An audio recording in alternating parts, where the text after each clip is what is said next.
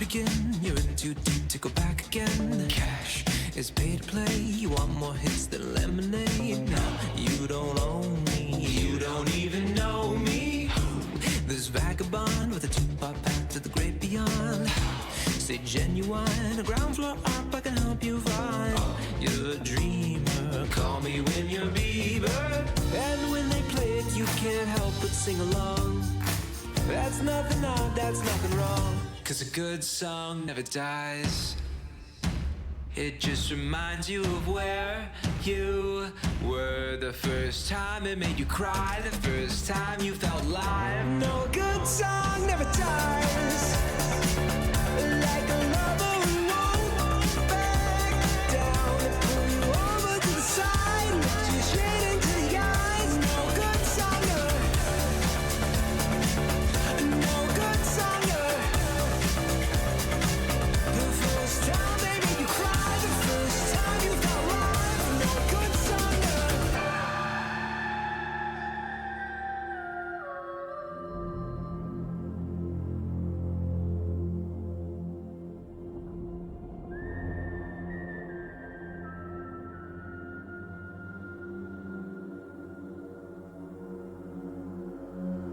Cause a good song never dies. It just reminds you of where you were the first time it made you cry, first time you felt alive. No good song never.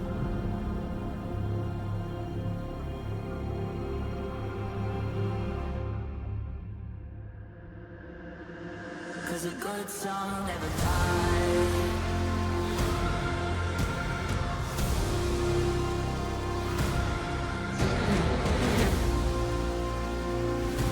Cause a good song never dies.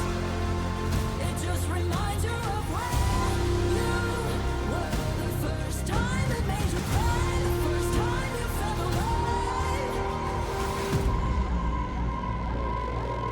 good song never.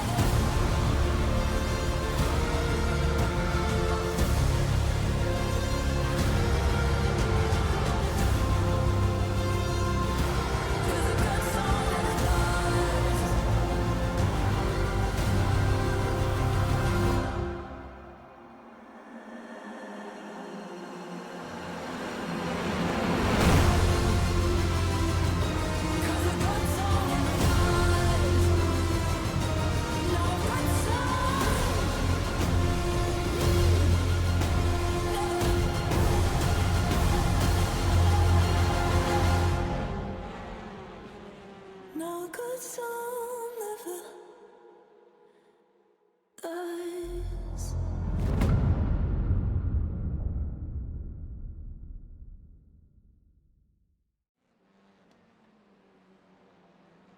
Hello, good evening and welcome ladies and gentlemen to another round of exciting and enthralling racing action in the Alpha Touring Challenge Season 17 as brought to you on the Premier Sim Racing platform available only on PC, powered by Syncmesh and Glass and Steel Photography and Design. We charge our way into the second half of the season and today with it we complete our tour of the US of A. Within round number 7 of 12 we made our way eastwards from the state of Illinois to the one and only state of Ohio from the Mid-Ohio Sports Car Course. Opened in 1962, is a circuit that's been gradually revised to its current layout, which started live in 1990, and with 2.25 miles in length and 13 corners, its mixture of sweeping bends and elevation changes make it a circuit absolutely perfect for our front-engine front-wheel drive touring car racing machines. Around here, time management is going to be absolutely key as I try and sweep the way through the madness of corners that awaits them, with the fact you've also got some very high speed and high load corners as well, and an occasional hairpin with some heavy braking zones. It means overtakes are never too far away, but a move up the inside into one corner will require a driver to then go on the defense on the outside to the next corner and vice versa. So it's never truly easy to make an overtake at Ohio, and that's why this circuit is definitely a premier venue in the US of A, where we at the club, national, international level on an annual basis. Indeed, with several other drivers on this grid racing in real life at Mid-Ohio as well, will they be able to draw on that real life experience to be able to come out on top, or will they find themselves falling behind those of the aces in the simulator? All that and more, we're here to find out as we bring you all your racing action as if it were live from circuit side today, as we catch up with all the racing action from round number 7 from what is Monday the 1st of June. Indeed, it's crazy to think we're into the 6th month of 2026 already, and all the racing action you are seeing is not live. We're bringing this broadcast as if it were live today on Tuesday the 2nd of June, and therefore we do not know what happens whether in the practice session that's coming to a close in the background, the upcoming qualifying session, or most importantly, a one and only endurance race. Alas, I'm getting ahead of myself. Where are my manners? Allow me to welcome you all to this post-round broadcast from Circuit Side as you tune tonight, where you can catch all the racing action on a weekly basis from the Alpha Touring Challenge Season 17. Of course, that's on YouTube, and search for Paul's Productions or PWP. And why not subscribe today so you can stay up to date with all the latest racing as it unfolds in the series. In the content, if you have myself, my name is Paul Walsh, Initiated, and I shall be your host and commentator for this season. And in terms of our schedule for today, times in Eastern Daylight Time, that's EDT, or Universal Coordinate Time -4, UTC -4. As we can see, in approximately around about 13 minutes time, we'll make our way into our qualifying session, 10 minutes in duration at 9:15, after which we then make our way to the grid for our 60-minute endurance race, due to get underway at 9:25. And well, mixed conditions are expected today. We do have a slight risk of rain. Could the rain filter its way over the Mid-Ohio Sports Car Course, or will it stay dry? All that and more we're about to find out, ladies and gentlemen, as we make our way into the second half of the season. And indeed, what a season it's been so far. And the best way to open up the second half is, of course, to give you a recap of what happened last time out, and exactly how the standings stand and how the scene is set coming into our 7th round of the season. For as we can see, we continue our tour of the USA, but we do complete it today. Last time out on the 25th of May, we made our way to the Chicago Street Course in Illinois, and what did we see for our two sprint races, the 5th and 6th sprint races of the season? Well, it was an incredible round of racing, no doubt about it, and it all began with an absolutely entertaining qualifying session, whereby we had plenty of fresh faces on the grid, none more so than Nick Bader, who is back today and is going to be taking part in the racing, as I'm to understand it, after only taking part in practice last time out at Chicago. But it was a return to the best form that we've seen in a long time for Micah Hendricks, taking pole position by almost 2 tenths ahead of a standout Gamma pole by Fleet Smith, and Michael Polasek hit the wall on his first flying lap, and then he had to settle for 6th place on a very conservative second lap. Indeed, there was plenty of drama in qualifying further down the field as well, but Zach Saunders, who returns to the grid following his debut in season 16, we took an absolute monster Delta pole, 7th overall, and was in a world of his own with that, with half a second between himself and Zach Hidalgo, one of the key championship contenders at the point in time going into the Delta campaign. He took second on the grid in Delta and 15th overall. But when we went racing, well, that's where the biggest shocks and surprises came. Race number 1, there was a huge incident through turn number 3 on the opening lap, triggered by contact between Micah Hendricks and Fleet Smith, and it saw Fleet Smith's car collected by both Nicholas Shredska, and in turn, he made contact with Matt Shepka. The two Gamma drivers found themselves entwined into the incident, and Jason Lynn, the Delta class driver, also had to park up the brakes, but it was way too late to be able to do so.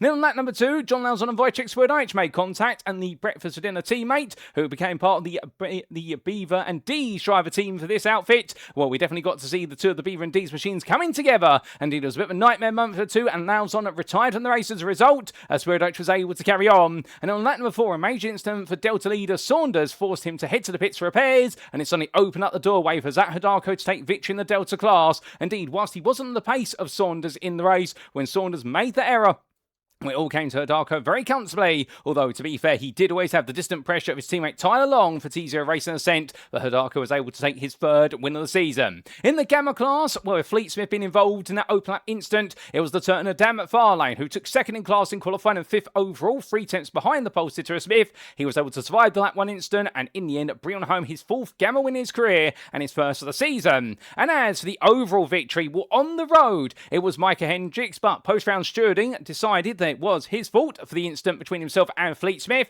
and it meant that Matthew Mayer, who finished in 2nd place, was promoted to the victory, taking his 9th win of his ATC career, his 3rd win of the season, and all the way through he had to hold on for 2nd place on the road because Michael Polasek was never more than 3 tenths behind. When we did go to race number 2, well, the theme of the insanity did not stop, it only intensified, but goodness me, was it an absolutely epic second race. We saw much fiercer competition between all the drivers. It was almost as if race number 1 was just the build up to a crescendo, and it absolutely exploded onto our screens. On lap number 2, we saw a major incident through turns 3 to 5, splitting the field in half, and it forced several drivers to retire, including Lauzon, Carl Trost, also Damon Mitchell. And we also got to see a lot of red mist descent, none more so than for Chris McDonald, and also got to see one of the best overtakes we've ever seen in the Alpha Touring Challenge, a 3-into-1 special by Dan McFarlane into turn 7, and in the end there was also a highly contentious incident for the overall win between Zachary Bowman and Tyler Long on lap 11, turn 11, and in the end it saw Long have to fall down the order, and Bowman did take the win over on the road at least,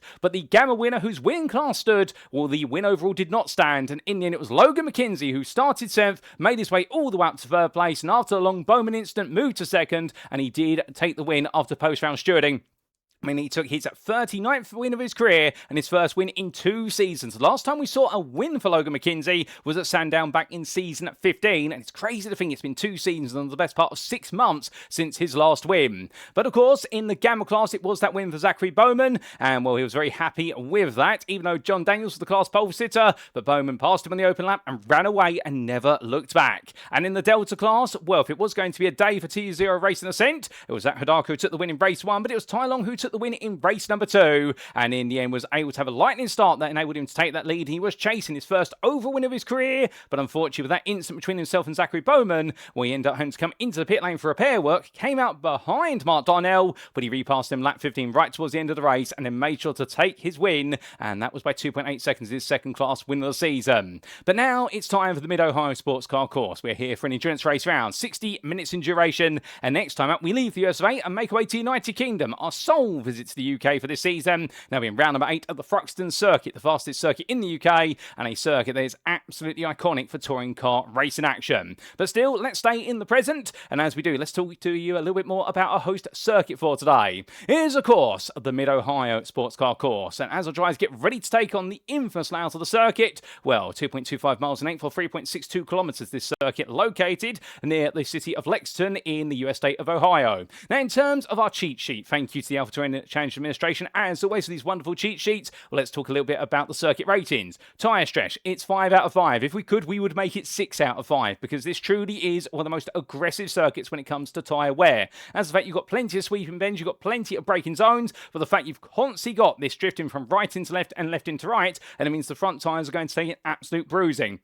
As our drivers roar the way through the heavy left-hander at turn number 1, medium speed corner, they'll be loading up the right-hand side tyres before coming in towards the keyhole at turn number 2, and through that hairpin they'll find the front left tyres, they descend downhill through the hairpin, really does take the brunt of the action. But then by the time they get to the Madness, or the S's, as they're properly known, through turns 4 through to 8, it's all about rising and falling through elevation changes and loading up one front tyre to then load the other and vice versa, and that's where all the tyre wear really accumulates, and as they thunder their way through Thunder Valley in towards the carousel via turns 9 through to 11. Well, the carousel turn number 12, they'll be leaning very heavily on that front left tyre, only to exit out turn number 30 and do a lap all over again. And that's why we've got such a high rating for tyre stress. Heavy braking wise, it's 2 out of 5. We've only really got 2 heavy braking zones at the circuit. That's the keyhole at turn number 2, and also technically the heavy braking zone at turn number 4. But otherwise, the braking is quite light, so the brakes will not get too hot. Overtake difficulty, meanwhile, is 4 out of 5. Now, it's not impossible to go 2, if not 3 wide around here. You can expect plenty of batting, and the best overtake zones as highlighted on the map. We can see at turn number 2 at the keyhole, and also on the entry into the S's at turn number 4. Although never be afraid to see a potential overtaking to Thunder Valley at turn number 9, nor at the carousel at turn number 12. What makes overtaking so difficult is the fact that once you're on the inside of your arrival into one corner, you are typically on the outside for the next corner, unless you go for it at the keyhole. So therefore, that's going to be the main overtaking opportunity. But of course, there will be chances through the S's, but you've got to be ready to go 2 wide all the way through. And if you're on the inside at turn number 4, you will be on the inside on the exit at turn 8 and going into Thunder Valley, and you may get the overtake done. Now, off-track difficulty, well, it's 4 out of 5. Falling off track is very easy to do here. It's all about patience and knowing exactly when to plant your foot on the throttle versus when to back off. And so, for our drivers here, it's all going to be a balancing act, and therefore they need to get into a bit of a rhyme and rhythm very quickly, as otherwise the trip to the grass could see them very quickly absconding away and away from the tarmac, and it'll be a long time before they do get back on. Now, in terms of the pit entry, it's relatively easy. You go out on the carousel, and indeed, you essentially drive straight off the carousel rather than worrying about completing the corner. But pit exit, it's much harder because you emerge on the inside parallel to the exit of turn number 1, and you have to filter back into your lane as everyone else will become much quicker around the outside of you going up towards the keyhole. And well, an absolutely brilliant cheat sheet there. And in terms of what is some other information we can give you, well, in terms of our early traffic jams on the opening laps, we will expect them at turns 2, 4, 5, and also into the carousel at turn number 12, especially when we have such a packed grid, of which today we do have 34 drivers who've made the trip here to Lexington, and we're absolutely brilliant to see we've got an absolutely packed grid. And in terms of where past in instance can be found? Well, we have found our danger Doritos for those past instants pretty much everywhere around the circuit. This is one of those circuits whereby if two drivers are going to battle hard, it's either going to look absolutely beautiful or it's going to end up in a bit of wreckage. But of course, that's why we come back to Mid-Ohio on an annual basis, because we absolutely love the circuit and no touring car series should be without it. But ladies and gentlemen, with regards to our rules and regulations before we do go racing, a quick reminder for endurance race round will never change as car setups, they're always open. Now the endurance race, we'll see the race shall commence by a standing start as the addition of touring car racing. Drivers must change at least one tyre during the race, and that can be at any point in the race, at any point in the pit stop, but they must change one tyre at some point, but they can change more if they so desire. Each driver has one fast pair available should they need to use it, and we may also see drivers come to the pit lane for drive-through penalties. That'll be the instance where they picked up 15 or more instant points. Should they get to 30, they'll be disqualified, but hopefully we don't see that, and all race shooting shall be conducted post-race. With haste, let's make our way back to circuit side, and let's take you through the standings coming into this round. And after a grand total of 6 rounds of racing, let's begin with the overall Drivers' Championship. And as we can see, Wojciech Swirydowicz leads the way. And can anybody slow this man down? Of course, it was Micah Hendricks who took all the headlines at Chicago, refinding that form that he's been infamous for, but it was Swirydowicz who, behind the scenes, landed another great set of results. We're third and a fourth, and it does really go to show right now that he's really laying down a wonderful set of foundations as we head towards the end of the season, and of course those two drop scores have become more and more noticeable, but right now for Swirydowicz, he really hasn't had to use them at all. Michael Polosek, the Yellow Flag Motorsport driver, seemed to be a bit off the pace at Chicago, and the difficulties in qualifying definitely seemed to set up the tone of his day, but the Yellow Flag Motorsport driver in the end was able to bring home a second and a seventh, albeit it was all on the back foot and he had to perform, but he's one of those drivers who performs well under pressure. Then the further best part of 34 points behind, it's Matthew Mayer, and keep your eyes out for Mayer because of course another win in the first of the two races, but it was a retirement from race number 2 with a huge instant early on, and suddenly for Mayer, what was looking to be a great day, ended up being a bit of a dismal one. And he's only 15 points ahead of Logan McKenzie for Pennzoil Super Touring, who won't be too pleased about taking the win for stewarding rather than on circuit, but to be fair, that will galvanise him, and could we see McKenzie mount a charge for third place today? Ray to you sits in 5th place with Eva and D's, a further 64 points behind, ahead of Francois Schenk, and the Kirby Enthusiasm Autosport driver, the senior driver, completes a run of alpha drivers in the overall standings. Fleet Smith sits in 7th, meanwhile, the leader of the Gammas in the Alpha Overall Championship, but you'll see how that's adjusted when we come to the Gamma points, but leads a long lineage of Gamma drivers, including himself, Chris McDonald, John Lauzon and Mike Delmeida completing the top 10, and outside the top 10 in length, Cooper Akers of Pennzoil Super Touring, only ahead of Dan McFarlane based on result countback for Sim Racing Grid. Damon Mitchell, Matthew Shepka and Zachary Bowen complete the top 15, and then we do see in 16th place with a huge set of points last time out, even with post-round stewarding in effect, demoting away from that win in race number 1, while Micah Hendricks in 16th place there, ahead of the T0 Racing Quartet of John Daniels, Major Monsavai, Tai Long and Zach Hodako, and Tai Long being the leading Delta driver in the overall Alpha Championship, but you'll see in the Delta Championship shortly how that slightly changes in terms of the points advantage he has over his T0 Race and Ascent teammate. But outside the top 20, let's not forget about third Our Ridgely, third of the Deltas there for S-Shark-G, and then we do have Zachary Leopold ahead of Ian Bertolucci, bringing a new car to the table today. He's decided to switch up his machinery, going from what has been the Audi Gen 2 LMS machine to the Hyundai Elantra N. So using his one car swap for the season, the Brazilian driver, and he's ahead of Jason Lynn for Gator Racing. Gareth McAllister completes your top 25 ahead of Nicholas Shvedska, and then we do see Corey Lobner, Evan Clavier, Mitchell Richmond and Carl Trost completing that top 30. 31st, it's Mark Dano, who's continuing to look very impressive. His form's only getting stronger, and Kurt Smith sits 32nd behind by 10 points, but 9 ahead of Lewis Gilbert, where Krista Ondera in 34th ahead of Jacob Simmons, and it's Austin Dunbar, Jeremy Barber, Eli Sussa, Christian Oss and Spencer Carr complete the top 40, and outside that top 40 to complete the order, we do see in 41st, Aaron Lart ahead of Ty Langenberg, with Alexander Gonzalez Green, the lowest placed Gamma driver at this time, the Mexican, on 32 points, 8 ahead of Benjamin Andrews, and it's Thomas Fancock and Jess Rakowski who complete those with points in the Alpha Championship, and yet score points, JB DeJoux, Jonathan Lantin, Jalen Kuo, Michael Bowman, Joshua Bibb, Angel Manila Soto, and Nathan Hempeley. But meanwhile, we go to the Gamma class, and here we can see in all of your Gammas, it is Fleet Smith who leads the way by 61 points over John Lauzon, and the B4D's driver getting the upper hand on his Beaver and D's teammate, but it could have been so much more different if John Lauzon had not been involved in that instant with his teammate of Wojciech Swirydowicz coming out of turn 2 on lap number 2 at Chicago in the opening race, and well, could we have seen that gap much slimmer? Well, not to be, but of course Fleet Smith as well was not able to seize upon the opportunity of that grand qualifying performance with the instant on lap number 1 of the first race of the day. So both of them had a bit of a stumbling block, but neither has changed complexion. Meanwhile, Chris McDonald has slipped 4 points behind John Lauzon, on, and the Croc Promotion driver will need to bounce back today. And indeed, understand that he did get a bit of a hit from the steward in book afterwards, but in the heat of the moment, and indeed for many a driver, many of them did get a lot of criticality from the stewards after the race at Chicago. My dear Meter sits in full for Yellow Flag Motorsport on 536 points, only ahead of Cooper Akers based on result countback, and the Pennzoil Super Touring driver sits behind, and it's 5 points further drift to Dan McFarlane, who's moved to 6th, his highest position so far this season, after a very impressive race number 2 in particular on Chicago.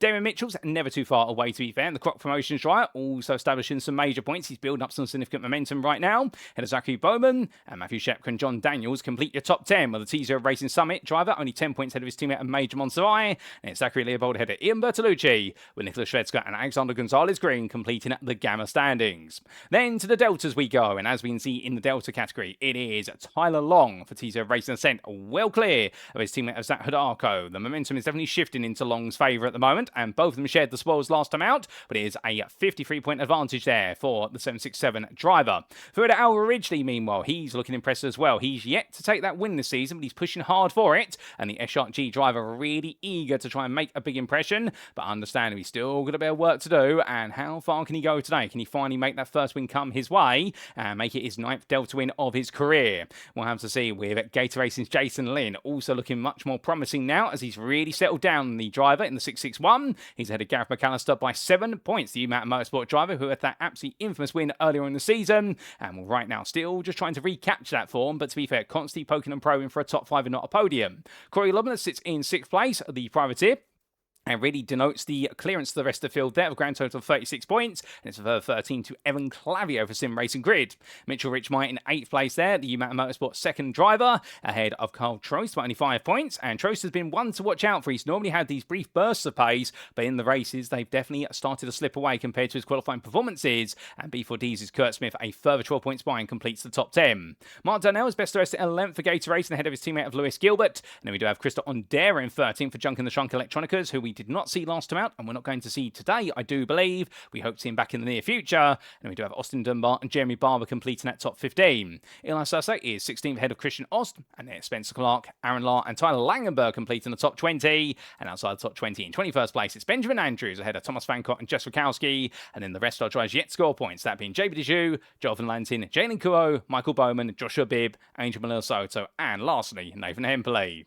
But very quickly, with regards to the Teams Championship standings, starting with your overall Teams Championship, as we can see, Beaver and D's right now, nobody seems to be able to slow them down other than themselves when they make contact with each other, but still they have an absolutely huge advantage at this point in the season, one of the biggest advantages we have seen at the midway point of the season, of 2,101 points to 1,546 of Yellow Flag Motorsport, who are slowly creeping away from Croc Promotions, but in turn, Pennzoil Super Touring are going nowhere away anytime soon. Kirby Enthusiasm Autosport, or SIA, sit in 5th meanwhile, and they're trying to break away from SRG and T0 Racing Summit, with T0 Racing Ascent not too far off of their sister team, and B4D still in the hunt there for the top 5, but they've got to worry about Sim Racing Grid, who are only the best part of none other than 17 points behind. In 11th is Umata Motorsport on 702 points, the best part of almost 200 points off of the top 10, but in turn, they've got the pressure from Gator Racing, who are only 8 points adrift from them. And then we do have a huge gap to Bromtribe Motorsport, only 5 points ahead of Junk in the Trunk Electronicas,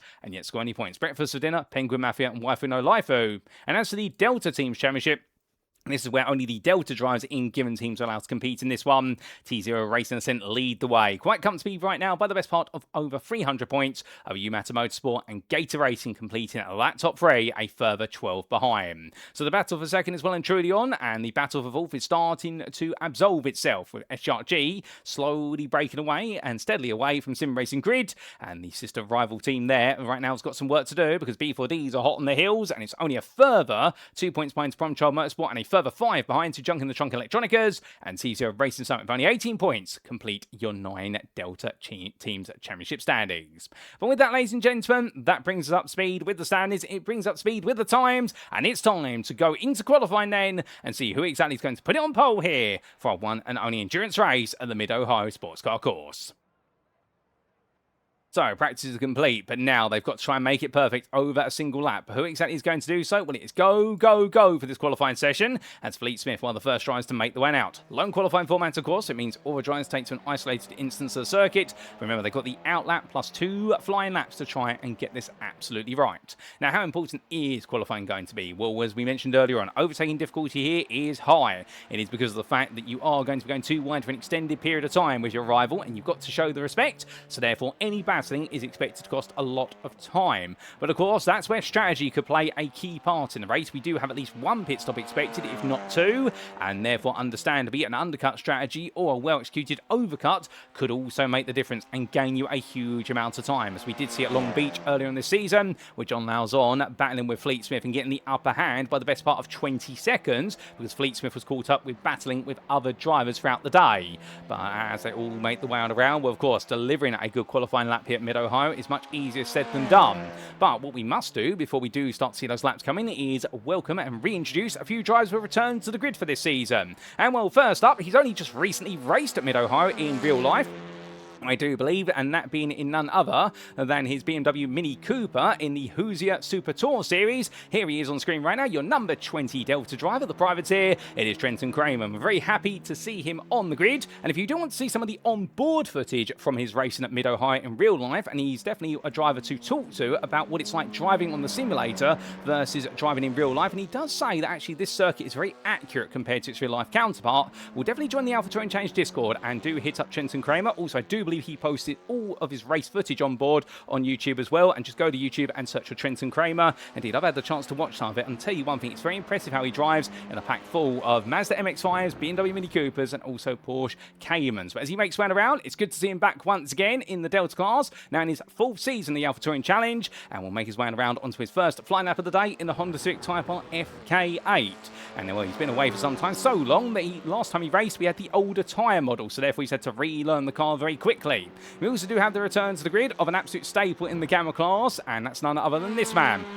Back in his Hyundai Elantra N, it's Connor Achatella, and welcome to him once again in the 55. Returns for his 14th season of the Alpha Touring Challenge Championship, and it's good to see him back once again. And well, for Connor, he's always been competing for top 5s and not podiums in the Gamma class, and I don't think it's going to be an exception today, as we see him make his way around in the hashtag Pride Machine. And we also do have a return of the man known as Daniel Agustin Fernandez from Argentina, and well, he's known as Agustin Fernandez to many, as he makes his way around in his Hyundai Elantra and returns for his 7th season of racing. But last season, of course, in season 16, he had so much pace and potential, but what held him back was technical issues with his car throughout the entirety of the season. He had the most technical DNFs of anybody in the season, and well, hopefully it's not going to be that way this season, particularly with the recent updates that are coming to iRacing with the ping plotter, of course, in season 3, which is just around the corner, and hopefully that will help stabilise a lot of drivers' connections. But as first lap times come on the board, well, a few impressive laps from drivers, no doubt about it, but we're going to head to Dan McFarlane for an onboard lap, ladies and gentlemen, as he takes us around. To make his way in towards turn 1, the sweeper to open up that 4th gear as he enters and dropping all the way down to 3rd and an apex speed of 90 miles an hour. Now, clearing the first corner, makes his way out towards the keyhole. Looking to your right, there's the chicane that was here before the straight, and well, of course, the straight paving there to remove the chicane, and breaking his way 100 metres from the opening apex of the keyhole hairpin, and you see he comes over a rise and now downhill as he exits out and makes his way onto the back stretch. That's going to be flat out as he heads up towards the Madness, now known as the S's, and through the kink of turn number 3, he'll straight line the kink as much as possible to shorten the run between A and B, and now gets ready for his brake marker. Looking to his left-hand side, he'll be looking for the meter boards, and he'll be braking about 125 metres from corner apex into turn number 4. Down to 3rd gear, and keep the car in the middle of the road to open up turn number 5, and over the hill, you sweep on down, get the car as quickly over to the left-hand side as possible for turn number 6, and through the right-hander he goes, and as he does so, again, into the middle of the road, and then straight over to the left for turn number 7, over the rise blind, and down the hill through turn number 8, and now in towards Thunder Valley at turn number 9, down to 3rd gear, and now full throttle as he makes his way over the rise, get the front into biting as much as you dare, and now coming through the kink of 10, in towards 11. Very tricky signals of chord as this one, because you can't see turn 11 until you brake for it, so you've got to get it right on muscle memory, and now in towards the carousel. Brakes nice and tight there, braking about 100 metres from quarter apex, and coming all the way down to 2nd gear, keep it as tight as you can to open up turn 13, and now flat out all the way to the line. But what's it going to be for McFarlane? How far will he go? And the answer is going to be, he goes 9th on a 28.533, an impressive lap from the Hyundai Elantra N-Drive for SRG, and he'll be quite happy with that for Sim Racing Grid, and well, that is going to be his qualifying session complete, ladies and gentlemen. He won't get any more laps in. But meanwhile, Logan McKenzie makes his way on around, has still got this half a lap to go as Tyler Long improves to 20th overall at 29.159. But look who's in 12th overall. That's your Delta pole sitter originally at the moment. Third, Al Ridgely. Well, it was Zach Saunders, who was absolutely dominating the practice session for the Deltas. But it's Al Ridgely's put together an absolute smasher of a lap. And well, right now, could we see third right up there all the way through the day? But remember, it's a 60-minute race. It is a long one. Strategy is going to be key. And the last time he took pole position in the endurance race, it all came apart at Okayama that last season, of course, with the wet weather conditions. But Logan McKenzie, what a lap from here as he crossed the line at 28.202, puts him 8 thousandths of the pole time set by Wojciech Swirydowicz. And McKenzie, well, I'll tell you one thing, he is definitely finding that pace out there. This is the Logan McKenzie that we know in terms of how quick he can be. But Agustin Fernandez makes his way on through here while the last tries to get a lap together. And I do believe we've got 3 drivers who have not got laps together. Nick Bader, Jeremy Barber, and Micah Hendricks. And I'm hearing in my ear that for Nick Bader, there's been a technical issue with the car once again that's actually stopping him from going racing today, and if so, that is absolutely gutting. Jeremy Barber's invalidated both laps. Agustin Fernandez sets a 28.411. That puts him in 7th place there, so well done to him. Meanwhile, Micah Hendricks has just left the pit lane. And so I don't know if he was caught snoozing. He's just simply got out of his motorhome. Alternatively, well, the team's been working on the car. I'm going to go with the latter excuse here, ladies and gentlemen. But either way, the Croc Promotions driver has left it very late. Now, with the time he's got left, 3.5 minutes, and he's on an outlap at the moment, it will mean he will get 1 lap in, but he won't complete the second one before the clock goes to 0. And I do mean fast laps here. So therefore, he'll only get 1 lap in. He's going to go all or nothing with regards to his qualifying lap. If he gets it right, well, it could be one of the best 1-lap magics that we'll see all season. If he gets it wrong, however, well, he'll definitely be made to regret it to a degree. As he warms himself up, well, let's talk a little bit about the current order of things. So, Wojciech Swirydowicz, the provisional pole sitter on a 28.194. The only driver to set a 28.1. All the others 28.2s or higher. But look at the gap between the top 4. 33 thousandths between Swirydowicz and McKenzie. Your Gamma provisional pole sitter, Bertolucci. Well, that's incredibly impressive there from Bertolucci. And the fact that switch to the Hyundai Elantra seems to have worked out very nicely for him. Again, it could be a placebo effect, but he seems to be very comfortable with the car. And Matthew Baz sits 4th, and that's a further 700ths to Fleet Smith in 5th place, and to Matthew Shepka. Shepka having one of his best qualifying points of the season as well. And then, of course, in 12th place, Third Hour originally, and Zach Saunders a further 3 places behind, almost a whole 10th behind. But here we go, ladies and gentlemen, on board, with Rhino looking down over the front end of Mike Hendricks' car as he makes his way through turn number 1. And takes a lot of curve there, and as he does so, he just about validates the lap. However, that completely shakes the car around, and that's not the way you want to do it. So Hendricks mounting the curve too high, and as he makes his way in towards turn number 2, onto the brakes here, and coming all the way down the gearbox. And as he does so, keeping it nice and tight. His position is absolutely brilliant. And that's the wonderful thing about this camera angle, or we sometimes refer to as the Gran Turismo camera angle, because this is typically the one used by most drivers on that simulator. But as he heads onwards, and heading up towards turn number 4, we'll bring the car over to the left-hand side here. And this really gives you an idea of how wide the circuit is and how they really, as drivers, know where to put the car. Taking plenty of curve there through turn 4. That puts him a little bit tight to turn 5, understeeried out. This has not been the cleanest lap from Hendricks so far, but he can still make amends as he now rolls his way through turn number 6 and get on that curve, but this time mounts the curve and the ample rightness and coming through turn 7 over the hill and in towards 8. As he comes on down towards Thunder Valley, you can see just how quickly he has to go onto the brakes, but also noting the fact how you position the car really dictates whether you carry too much speed or too little going in towards the valley. And now going through turn number 10 in towards 11 and looking to his right hand side for his marker, just to note when he needs to hit the brakes. And all that dab of the brakes now gives way to a heavier braking zone for the carousel and going all the way down to second gear. And just like that, Hendricks heads towards the line. What's it going to be for his first lap?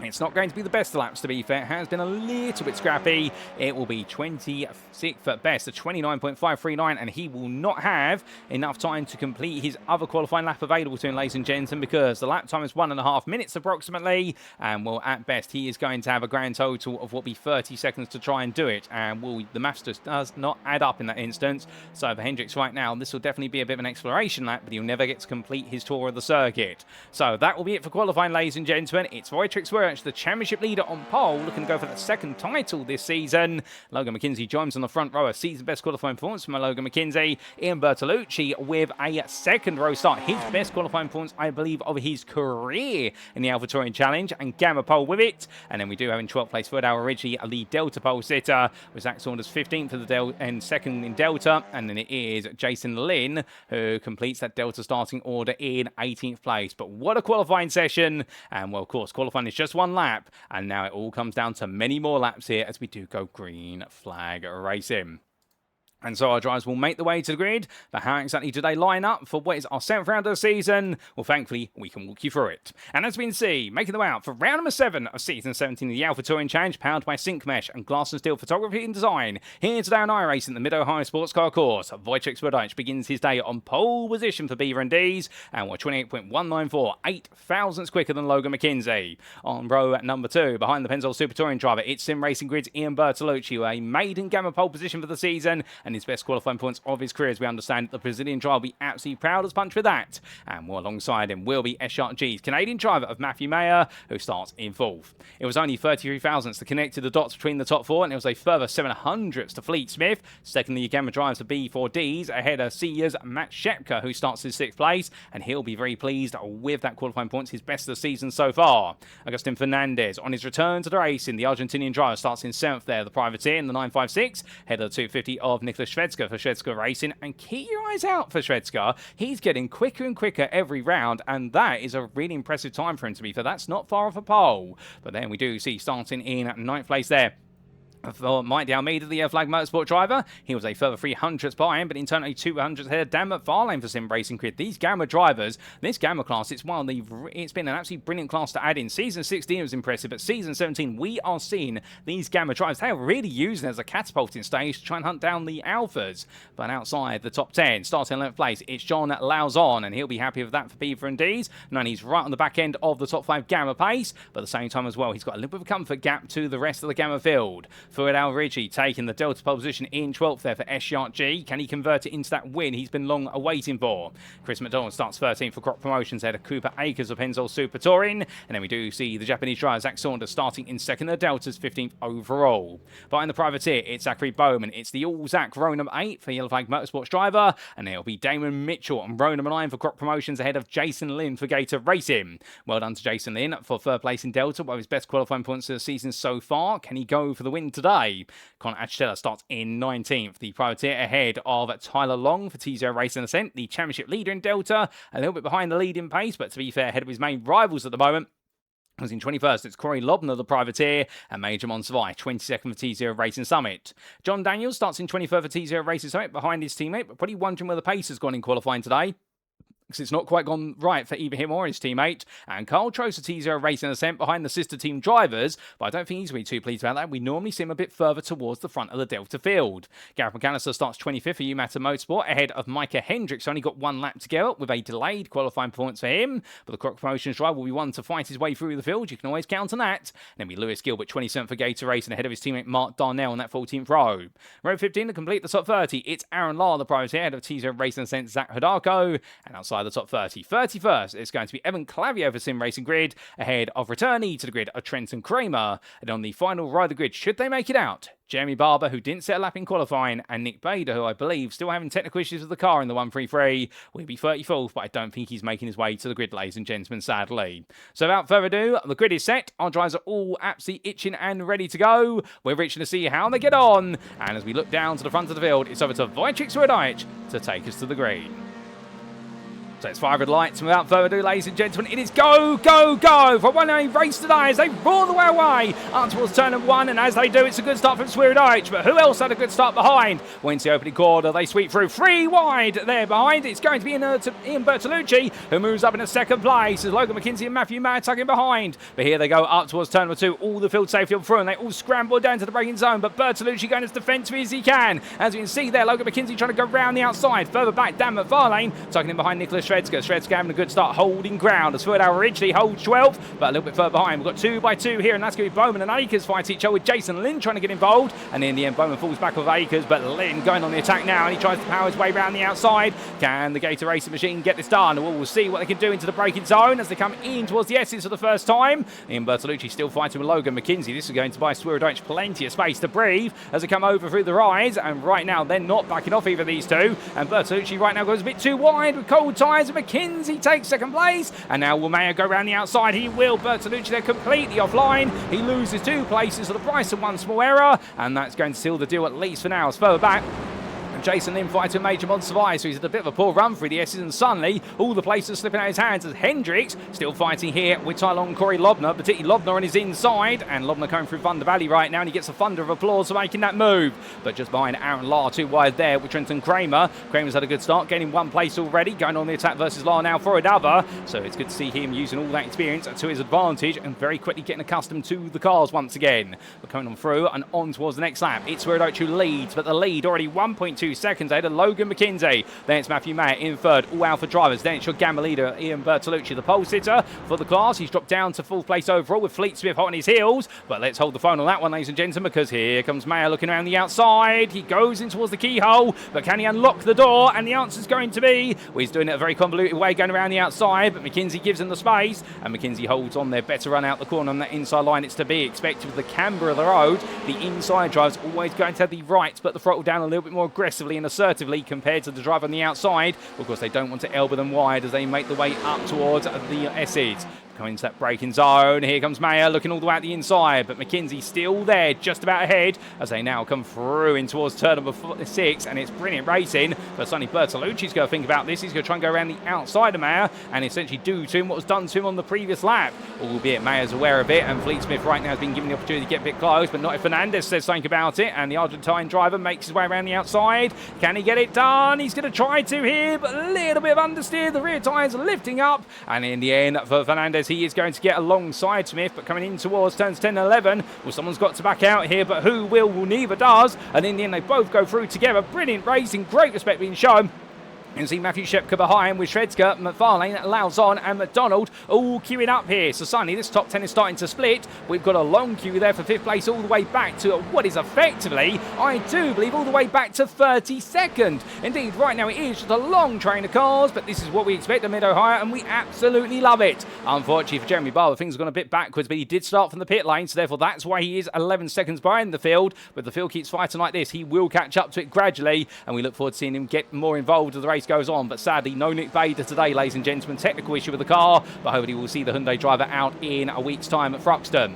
But as all the drivers make the way on to lap number 3, well, big battle still to play out. Third hour originally still your Delta leader and 13th overall, but he finds himself side by side with Mike D'Almeida, who's finally looking for a move on him. It's taken Mike a long time to make this happen, but can he make some magic go here as the Audi Gen 2 of Al Ridgely tries to outpower the Honda and into the braking zone. The Honda's got the better brakes, no doubt about it, and Zach Saunders side by side with Damon Mitchell as they come over the crest here. And well, the second place Delta driver tries to go for that move, but finds out the front right tyre just understeer, and he loses out versus Mitchell. But Mitchell really working hard here to hold off Zach Saunders and also go hunting for what could be a top 5 in the Gamma class. And the Crop Promotions driver, he's definitely been growing in form as the season's gone on, and we've been loving to see it. But here today, he's now got a real prime opportunity to take a top 5 and not go hunting after a podium. Because it does seem as though, if you exclude Bertolucci and Smith, the Gamma field, at least for now, actually is not too spread on pace today. The qualifying laps may have said something otherwise, but here in the race at least, everyone right now definitely playing the game of follow the leader and looking quite comfortable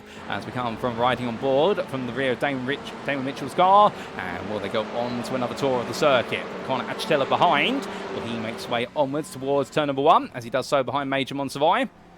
And well, taking it nice and easy, the privateer at the moment. And when he's not been on the grid for the first half of the season, understandably right now, he's not in championship contention, but he can definitely pick up some big points. And it does mean his race has a bit of a different complexion to it, which is he is a bit of an unknown to everybody else. Although everyone does know Connor, to be fair, but he has not had a role to play in the championship so far, so therefore he can take it easy. There's very little mental pressure on him, and he can just enjoy the racing. And speaking of a driver who's enjoying it, but there is pressure on him, well, Micah Hendricks right now, of course, after the heroics of Chicago, albeit it was reeled in by over the stewarding booth a little bit. Well, right now, Hendricks trying to go on the attack after a bit of a difficult qualifying session, but can the Croc Promotion try and look for the move on Lynn? The answer's going to be no, and not this time. Tries to look up the inside, but a bit too far back, and has to wait his turn. As meanwhile, Trenton Kramer's making more progress. He has moved ahead of Aaron Lahr, and a bit behind is Zach Hodarko. And, well, for Zach, this has not been a day to remember. He started all the way towards the back of the field, and right now Hodarko is really struggling out there.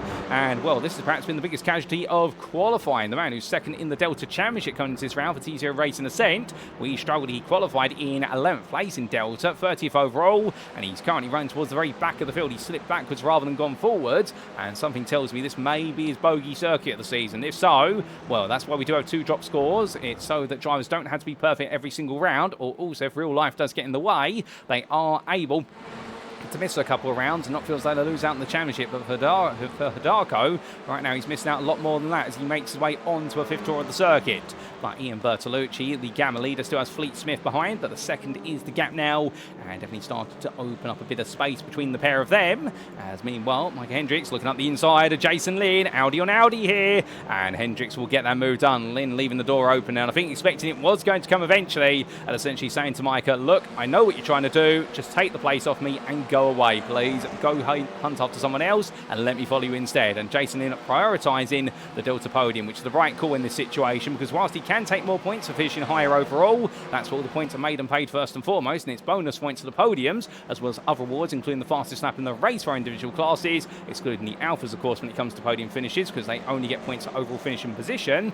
Understanding for a Delta driver, it's perhaps better to lose a few points to an Alpha in order to gain ground on your Delta and use that Alpha as your pace car, and indeed, he'll be watching the rear Hendricks car, trying to understand where he can be a little bit quicker, whether he can adjust his lines, particularly when both drivers are running the same car, albeit not necessarily the same setup, of course, with this being an open setup series.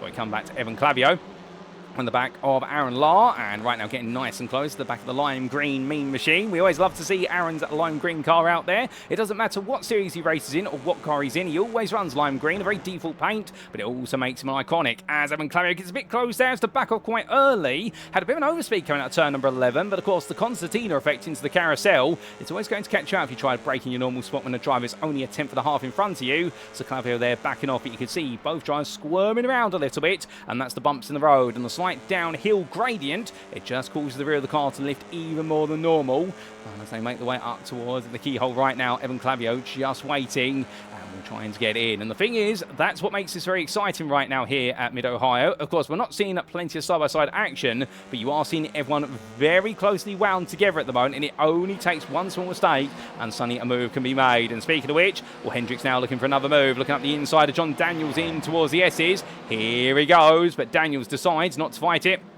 and lets it roll into the hands of Hendricks. Then he just tucks in behind, although Hendricks does overcook the braking zone a little bit to make sure the move is done. That's going to cost him some tyre life as he now makes his way through turn 5, 6 and 7. But from them, we look back towards the very front of the field, albeit this is not the front because this is second place you're looking at. Wojciech Swirydowicz is already 3 seconds away. He is absolutely running off into the distance here, Swirydowicz. And I think he's definitely mastered his game plan today as Logan McKenzie trying to keep Mayer and Bertolucci behind. And McKenzie, after that great start, he doesn't look as comfortable right now. It's almost as if the car's slipping away from him here. This is not the same car he had in qualifying. Well, of course, it's got more fuel in it, but at the same time, it looks like McKenzie right now, at least, is not happy with the way the car's behaving.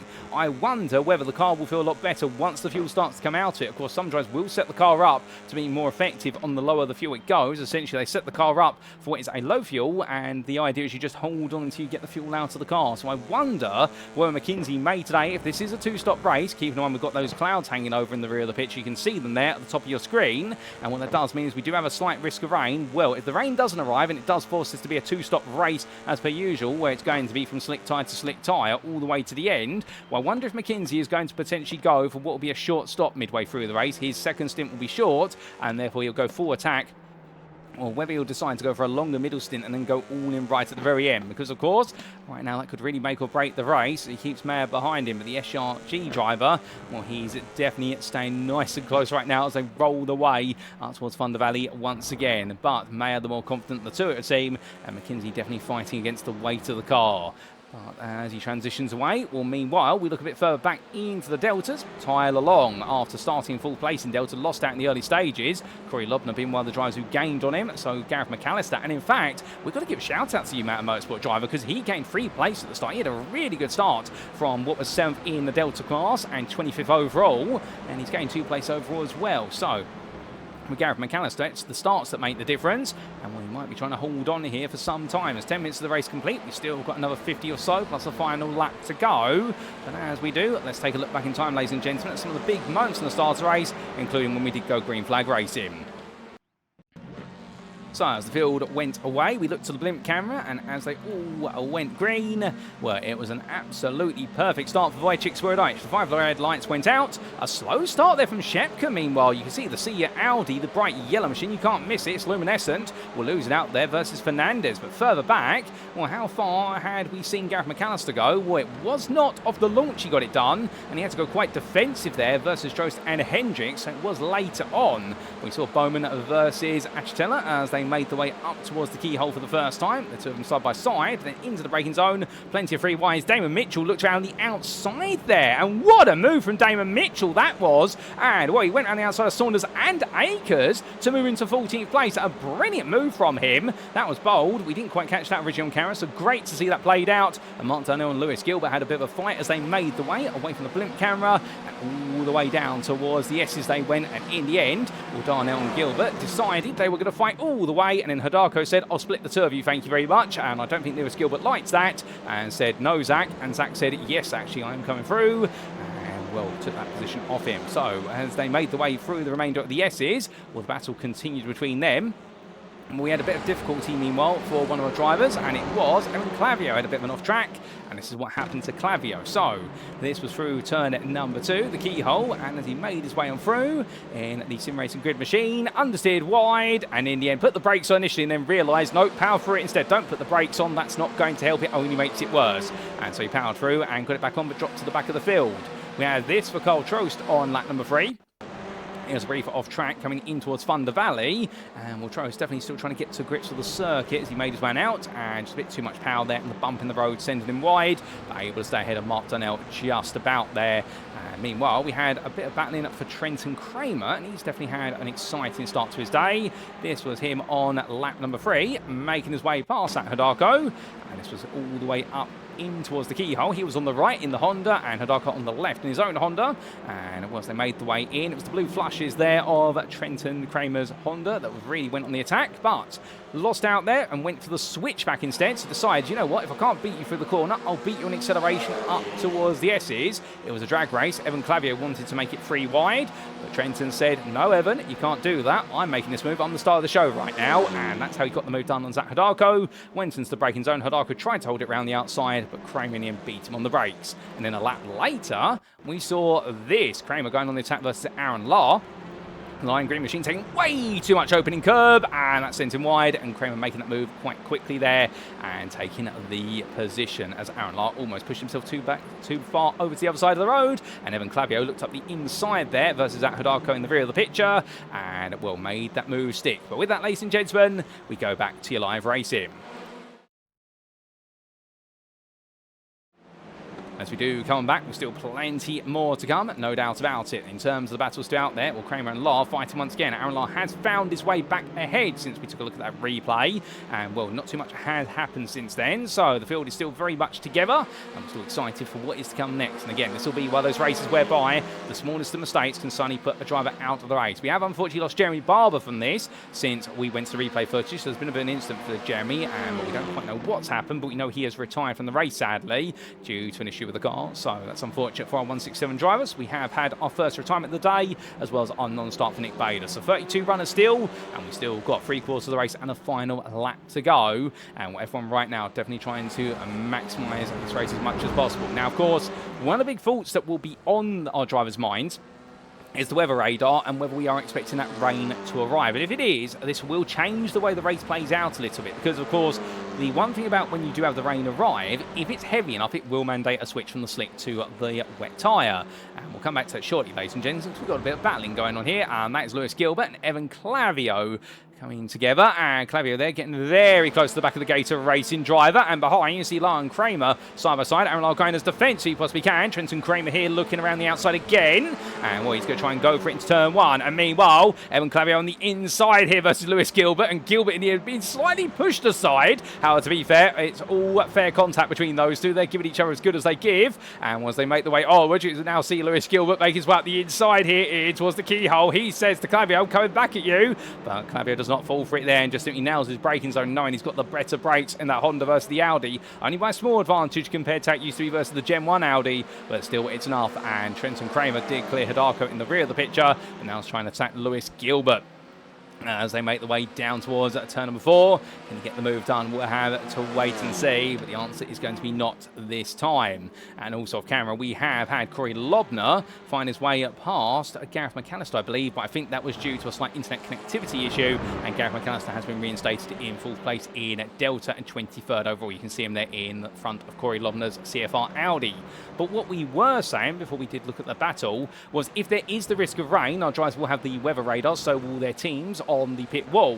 Well, it may mean they try to extend the opening stint as much as possible, because understandably, should you be forced to go from the slick to the wet tyre, if you don't time it right, it will add another pit stop to your race. And whilst Mid-Ohio does have one of the shorter pit lanes on our calendar, every second lost in the pit lane can prove absolutely detrimental. So understandably, doing an extra pit stop was going to cost you probably the best part of at least 25 seconds just to make your way through the pit lane. It's going to cost you, when you do the tyre change as well, a further 20 if not 30 seconds. So it all adds up, and suddenly it could really hurt your race in the long term. It's the last thing you do want to have happen. But as all drivers carry on, of course, if the rain does not come, then understanding it would be down to the driver's prerogative as to how they put this strategy together. Logan McKenzie under pressure, as here comes Matthew Mayer looking up the inside. Oh, there's big contact between the two of them, and it sends Logan McKenzie up into the air. And as it does so, Ian Bertolucci looking for a move around the outside here, trying to go on the attack. And Logan McKenzie being sent up onto two wheels for a bit of a moment there, but Bertolucci can't find a way through, even when Logan McKenzie is sent up into the stratosphere. McKenzie not too happy about that, understandably, and gets it back together now. But what a moment between them as he makes way over the crest, and onwards they go in towards what will be Thunder Valley. But we'll get a replay of that very shortly, because Logan McKenzie definitely be shaken, if not stirred into action by that. As we now ride on board with Fernandez, and you can see those clouds are getting darker as they come over the circuit. So I think the rain may come at some point, or the risk of it's definitely there. If not, it'll just be a very cloudy middle portion of the race, and that could cause track temperature to stabilise rather than rise. As Fernandez goes on to lap 13, well, right now still waiting for a way in. He's been a very patient driver, has on 956 Elantra, as he comes on through. And Hendricks, meanwhile, is into the pit lane as I look at my Conte booth window. So Micah Hendricks decides it's time to come in.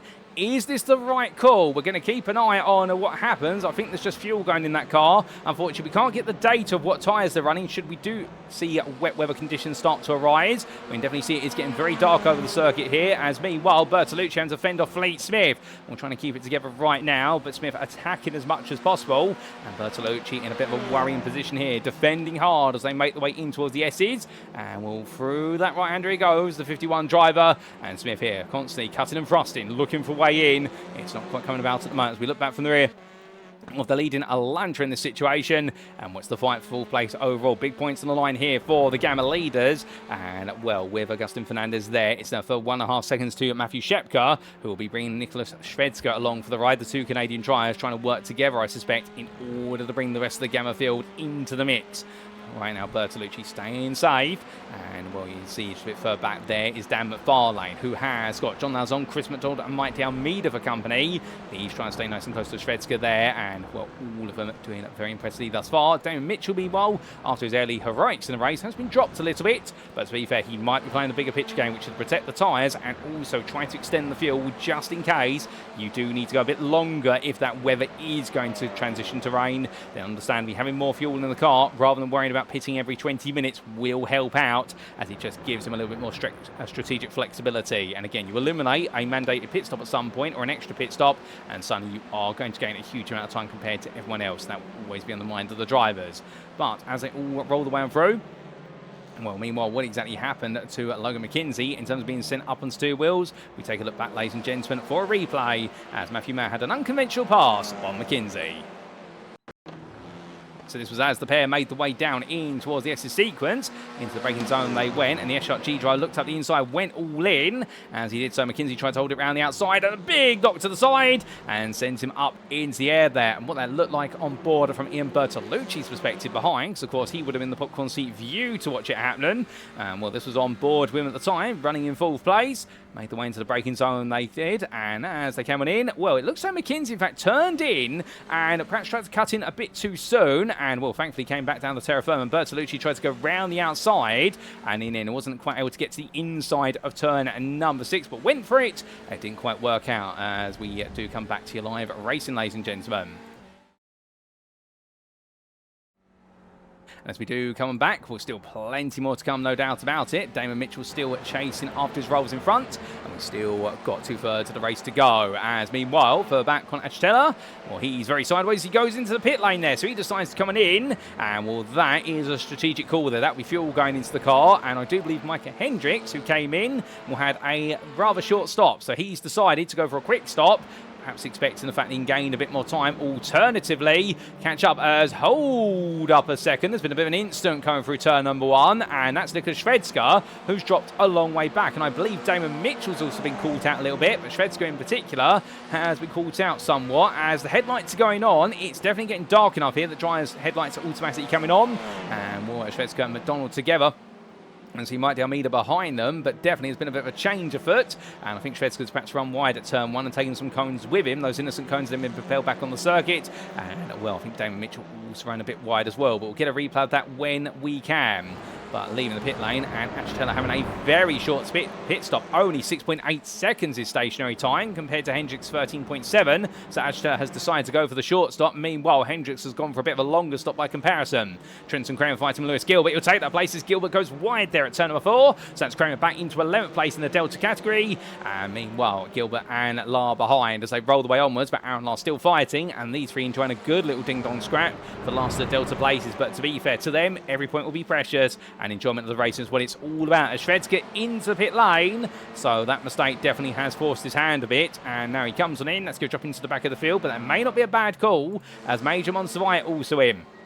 Now remember the fact that our drivers, because it's open setup, they don't have to run the full fuel tank going into the race itself. And Monservite going up onto the jacks there, so taking his one and only tyre change, I suspect. But will he change one or will he change multiple tyres? Well, he may decide to change both front tyres just to even out the wear at the front of the car, because they're taking the beating. It's always the case in a front engine front wheel drive machine. The front tyres do all the drive work in terms of the power being deployed, and they do all the turning work as well. The rear tyres, by comparison, do very little. They're really there for show. And was Matthew Mayer carries on, Logan McKenzie being dropped by him, and McKenzie of course in that contact with Mayer, but it seems though both have survived it, and if anything Mayer now really laying down the pace, and in fact is very slowly started to ruin Swirydowicz at hundredths a lap at most, so therefore Swirydowicz will be very comfortable with the fact he's got that 5-second lead, but Swirydowicz and Mayer are currently exchanging purple sectors across each and every lap, and that shows you the fact they are both very equal and both putting the hammer down. Ian Bertolucci, your Gamma leader, running in fourth currently, and still looking quite happy with himself at the moment. In terms of Fleet Smith is 4 attempts behind, but it's not threatening too much. But he's not going away either. Will we see anybody duck into the pit lane this time? Not out your top 6. Augustin Fernandez still there, and it's over 3 seconds back to Shepka. Don't really talk too much about this man. After a bit of a slow start, but to be very made up for it. And well, he's definitely for Sia looking impressive right now, looking for that podium here today. And well, Dan McFarlane and John Lauzon queuing up behind. Lauzon for Beaver and D's having a happier race compared to how it went on the streets of Chicago, with Chris McDonald also there. And McDonald right now would like to catch up. He'd like to take a top 5 in the Gamma class if he could today. He's got Mike Almeida as company behind. As for Edward Ridgely, well, right now looking good there for SRG as he rolls around, and I do love the way they've completely graffitied over the Croc logo there on the side of the car as well, and indeed there is that running theme of course of graffitiing over for the SRG team as he heads on down. But where will Al Ridgely go from here? Because of the fact of course he is already leading the class, so how much further can he go? How many more places overall does he dare try to go for? With Zach Saunders still 3 seconds behind, and the Liquid Molly Privateer He's got Damon Mitchell between him and Al Ridgely, but the gap right now seems static between these drivers, and it shows how evenly matched they are on pace, but also how much race management they have to put in. Evan Clavio catching up to Carl Trost here, and coming in towards the braking zone for turn number 4, but again a bit too far back this battle with the Hyundai Elantra driver. But the Civics definitely coming on strong here today. The Elantras, they are looking quick, they're also struggling a little bit. Well, Darnell there making a bit of a ham sandwich coming out of turn 4 into 5, and Carl Trost staying close behind him.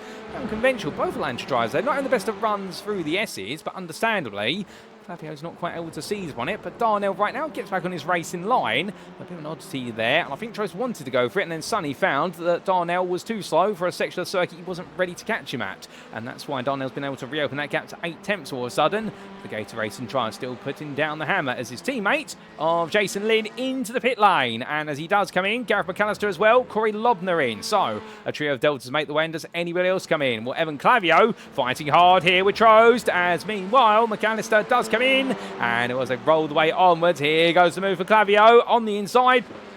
And can he get it done here through turn number 1? The answer's going to be almost. It's not quite done yet, because here comes Trost back at him, looking one way then the other. And Carl Trost right now looking for the move up the inside. Goes for it here towards the keyhole then, and on to the brakes. But can he unlock the door? The answer is no, and Clavio able to beat him on the brakes there. That was brave of Clavio to do that. And I don't think Trost expects him to literally cut across the under braking, but that's the confidence that Clavio has in that Civic under trail braking. And we'll look at the exit. Clavio just running away already. That is Evan Clavio in his finest, and Carl Trost, meanwhile, I think being left with his jaw hanging as he now makes his way up towards the S's. And with Carl Trost, that drops into 6th in the Delta class on the road. But remember, with pit stops now playing out and strategy becoming a factor, it may not be 6th on strategy at the end of the day.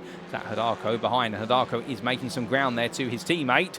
There's still a lot of work to be done for T0 Racing Ascent. Tyler Long is their leading driver, 3rd in Delta, but he's also had a bit of difficulty in chasing down Saunders and Al Ridgely. But more pit stops. Swirydowicz is in from the lead of the race, so he comes on in, parks up right towards the end of the pit lane. Tyres going on then, so it is going to be his tyre change. Bertolucci is still ahead of Shepka, but we have had Fleet Smith come in. So Smith was coming from 2nd of the Gamma class.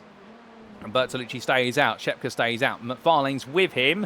Meanwhile, who else has come into the pit lane? Well, keep in mind Nicholas Shvedska came in a bit earlier on, and Shvedska having a very long pit stop, 24 seconds, the longest of everybody, 24.2, unless you exclude Corey Lobner, who's 24.6. So it does sound as though Shvedska and Lobner have both gone for their long stops. Swirydowicz, 23.4 seconds, he's been in the pit lane for stationary. So Shvedska and then Swirydowicz, they've all decided it's time to go for the long stop. They are going for the overcut on the second stint rather than the undercut, and will be a very short stint to complete their race, presuming the conditions stay as they are and we don't see wet weather arrive, because right now the rain has not fallen, and we'll no wipers going on either, which will be the telltale if it's not being picked up on the cameras. It's not always easy to see on our circuit side cameras, to be fair, but right now everyone I think is gambling on the fact this is going to be a dry race until at least the second stop. Meanwhile, Agustin Fernandez behind Fleet Smith now, and he's gained time on Smith in the pit lane, but the only problem is he hasn't gained the place he wanted. He was 6 tenths quicker into the pit lane, but Fernandez right now still stuck behind the number 13 for B4Ds, and well, the buzzing B Audi trying to hold off there the Argentinian as they roll the way through this 20th tour of the circuit. But Smith right now has a very unhappy Fernandez behind, and more unhappy because of the fact he wanted to get the jump on the strategy, but Smith defending here as they come in towards Thunder Valley, and right now, well, Fernandez here, he's got his tyre switched on very quickly. And compared to Smith, I mean, even though the fact that Smith did pit a little bit soon, well, in fact, they both pitted at the same time. Let's correct ourselves there. But the problem is, right now, Fernandez can't make this move happen quickly enough. The Audi will get its tyres turned on, and suddenly they'll be back to an equilibrium. But everyone else is now into the pit lane. So Wojciech Swirydowicz comes on through, and as he does so, retakes the lead. Logan McKenzie, where he comes out behind Mayer. They're all going for a long stop here. Ian Bertolucci goes long as well in terms of stop, which means that Connor Achetella takes the lead of the Gamma class. But remember, he was on a very short stop, so this is a second stint. It's only going to be about 7 laps in length, but Achetella, if he makes this work out, well, it could work out hugely for him. And Fleet Smith behind with Agustin Fernandez and Bertolucci. Meanwhile, it's all chop and change as Nicholas Shvedska, well, he's in fact moved back into 7th in Gamma and 12th overall, and Fred Al Ridgely is right behind him, still Delta leader is Al Ridgely, and if anything, Zach Saunders actually lost out quite a bit of time as a result of the pit stop, because now there's Mike D'Almeida, there's Damon Mitchell trying to battle D'Almeida, and Zach Saunders is 2 seconds behind. But here comes Mitchell looking for a move on the inside, coming in towards the S's, and we'll under brake it here. Surely Mitchell's going to have this run. He's got the best possible opportunity he's had in some time.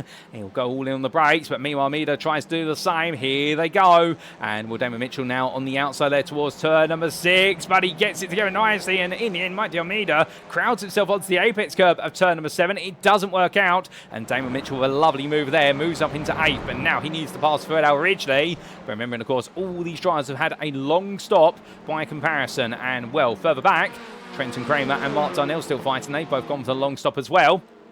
And onto the brakes they go. Kramer up the inside of Darnell will take that 10th place in Delta, and now trying to attack Carl Trost for 9th place in Delta. So Trost and Kramer are both steadily gaining little by little, as well as Zach Hidalgo has Lewis Gilbert for company. And for Zach, this race is just not going anywhere for him right now. He is really struggling here today. And well, for the 2nd place man in the Delta Championship, everyone's going to have their weaknesses. They're all going to have the bogey circuits, but for Hidalgo, things are just not coming together. Now, we don't believe there's any damage on that car either, so therefore I think this is just the pace and the setup and just not entwining together for the driver, and understanding it's not going right. But meanwhile, change of gamma leader. Fleet Smith has found his way alongside Conrad through the keyhole. The sun comes out.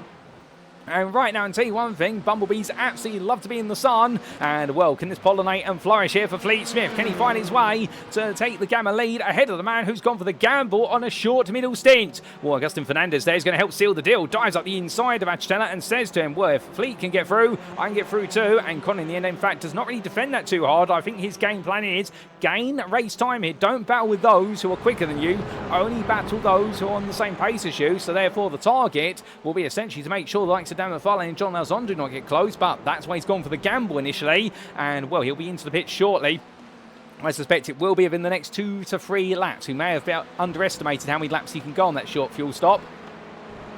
I suspect it's going to be a maximum of 10 laps. He's already done 7 come the end of this lap.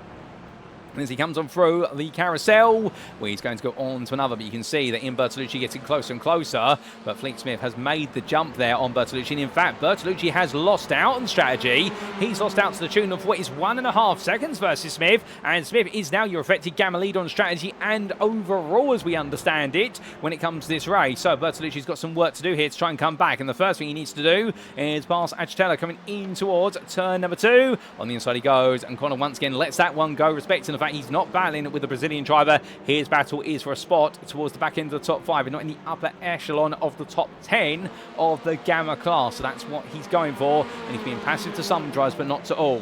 Gareth McAllister further back down the order, battling with Corey Lobner for 4th place in the Delta class right now. The UMAT Motorsport driver still looking for a way in, and well, what we will do, ladies and gentlemen, I believe we can show you and very shortly the pit stop time for drivers, and in fact here we go on the left hand side of your screen. So on the time tower there you'll see, and make a note in your head, anybody with a pit stop of 20 seconds and longer has gone for the longest possible pit stop they can. So they're going for a long middle stint, whereas those who decide to go for what is essentially a sub 15 second stop, so you're looking at Connor Achetella for example, also Micah Hendricks, well they are going for essentially a short middle stint for a longer final stint. And then you do have the anomalies such as Aaron Love, an 18.4 second stop, who has gone for a mixture too. So he's gone for a bit more of a symmetrical race setup, whereby it's more 3 stints cut into equal portions. So that's how you can cut these races, and that's the great thing about endurance race rounds. When it's a 60-minute race, you do have a lot of strategic variety out there, and it really does become a gamble in terms of what stop you've gone for. But the majority of the field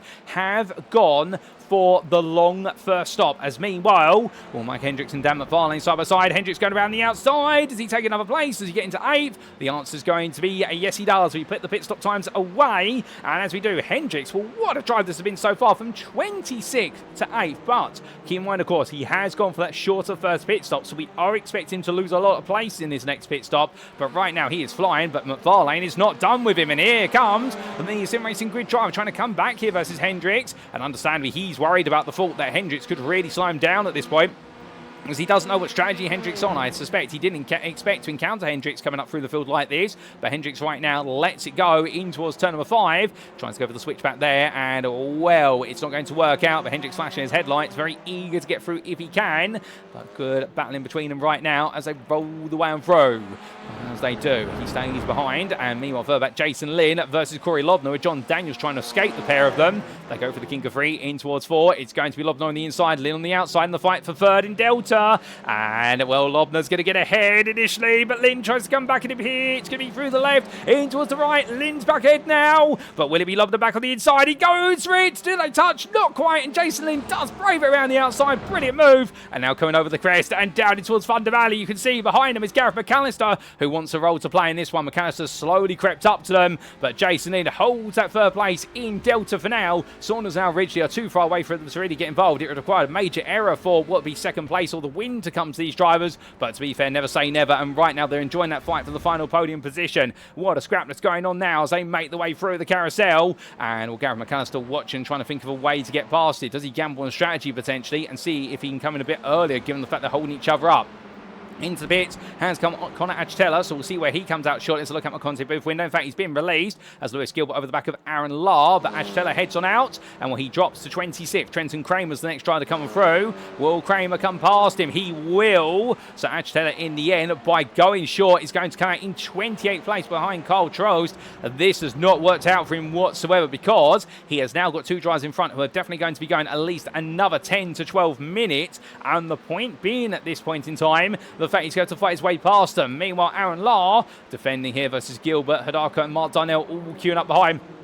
I mean, Gilbert trying to go around the outside, but in the end goes for the switch back, and Aaron Lahr sees it coming and just simply parks the car, but going a bit wide. Now it's going to be a drag race here, as you can see on the left, just obscured by the timing tower. That is going to be the Gator Racing Audi, just trying to outrun the Elantra. It's looking quick here in the short run, and down into that braking zone for turn number 4 they come, and it's going to be Gilbert on the inside here. Will he get it done? He will. Meanwhile, Mark Darnell trying to find a way past the Darko. That's not working out, and these are last year runners here. We still do have 32 out of our 34 starters today, although we did lose Nick Bader as a non-starter, and Jeremy Barber with an instant early on. Hendricks into the pit lane, so he comes in for his one and only final stop of this race. It's his second stop of the day, and as he does so, it will be a longer pit stop this time, but it will drop him a long way down the order. But how far down, we'll find out shortly, ladies and gentlemen. We'll come back to him. As Matt Shepka's into the pit lane as well. So Shepka decides it's time. And, well, for Shepka, that's definitely an intriguing pit stop there. I don't believe he's picked up a black flag, unless I'm mistaken. No, Shepka is in for his pit stop, and it will be his second of the day. But as Hendricks starts to leave the pit lane, here he goes, the Croc Promotions driver. There goes Kramer. There goes, I believe, Trost. So Hendricks is going to come out with Shepka right in front of him. So Shepka coming off Hendricks there. Interesting. So Shepka going for what was a very short stop there. He's decided it's better now to actually be towards the back and gradually grow through the field. Shepka gambling on strategy here.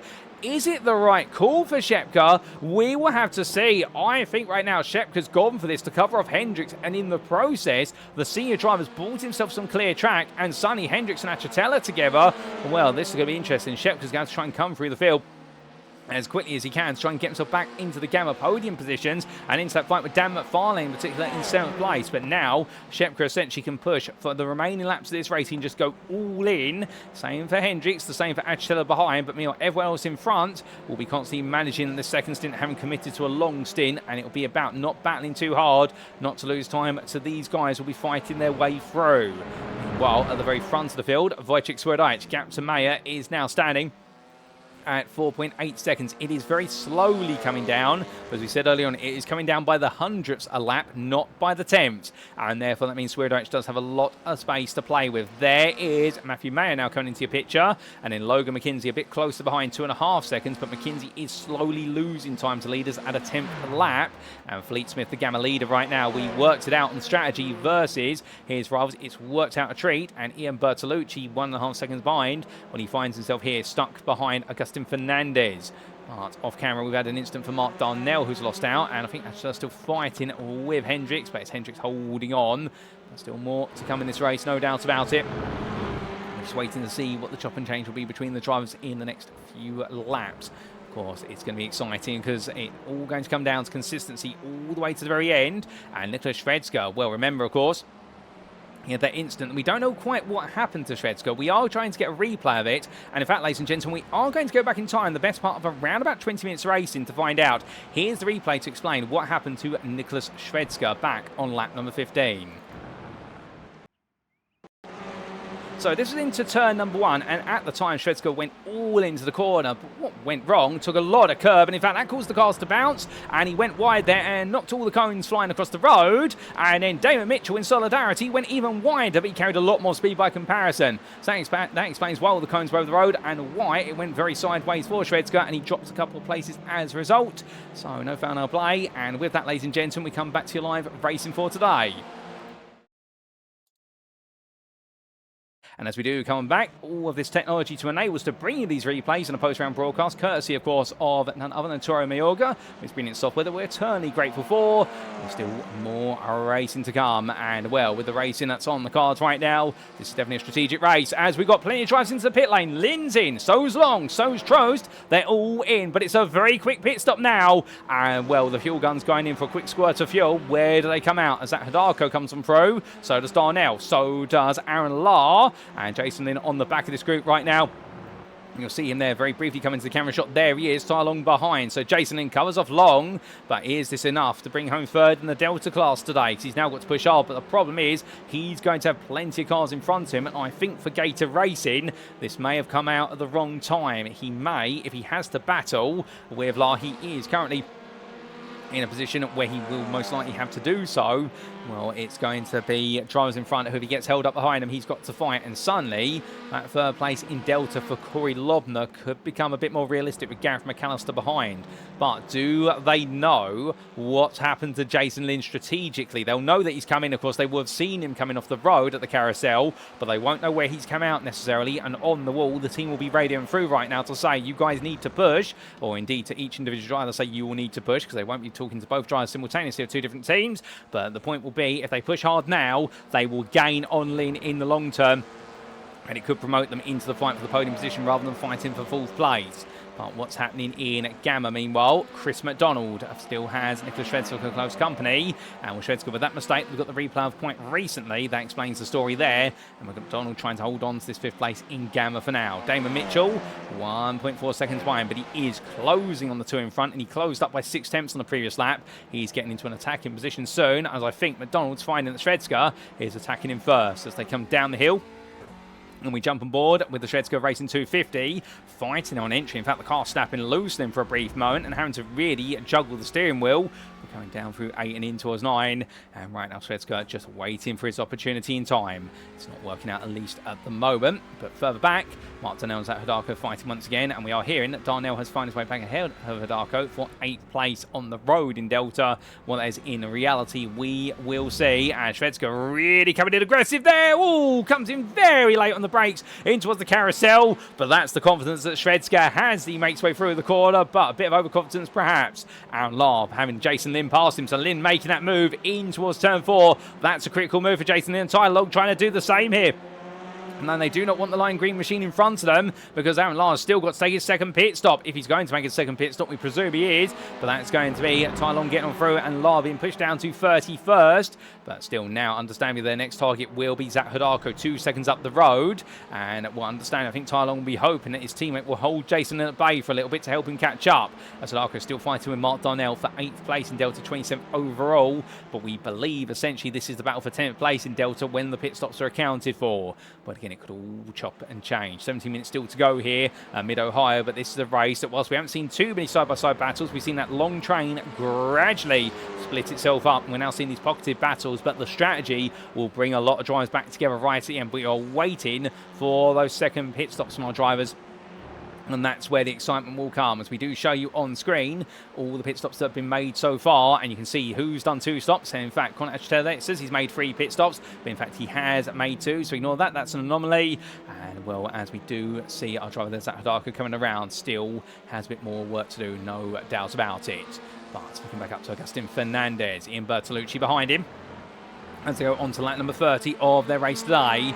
And Fernandez, since getting ahead of Bertolucci, he has not been able to drop him, and well, neither driver has been able to catch up to Fleet Smith. So Smith has just found that little bit of extra time out there in terms of pace, and it really has set the narrative. And for Fleet, as you see him at the foreground of your camera shot going in towards the keyhole, well, his thought process will be this is to make amends for the difficulties of Chicago, and if so, well, the number 13 driver will definitely be seeing a championship campaign that is only getting stronger and stronger, and Sonny will extend his lead ahead of John Lauzon, with Lauzon currently running in fourth place in Gamma. Here he is, the Beaver and D's driver. He's also had a solid day today, but he's just not been on the pace of the podium, it would seem, as he heads onwards. But in the Delta lead for Fuad Al Ridgely, looking very happy right now, and this is definitely a race that is going very well for Fuad as he comes down in towards the S's, but he's just got to keep it together. And well, the last time he took a class win in Delta, it was all the way back in season 16 at the Virginia International Raceway, and he did find that win in the end, but it took some time. But this will be his first win of the season,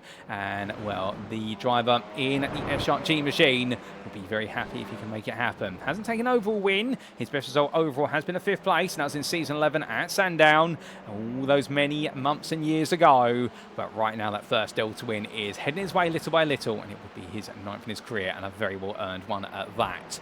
And well, we'll have to see whether he can convert it, as meanwhile Hendricks has found his way past Shepka in towards the S's, as we do hide the number of pit stops made from your screen, ladies and gentlemen. That gives you enough filter of what is the strategic situation.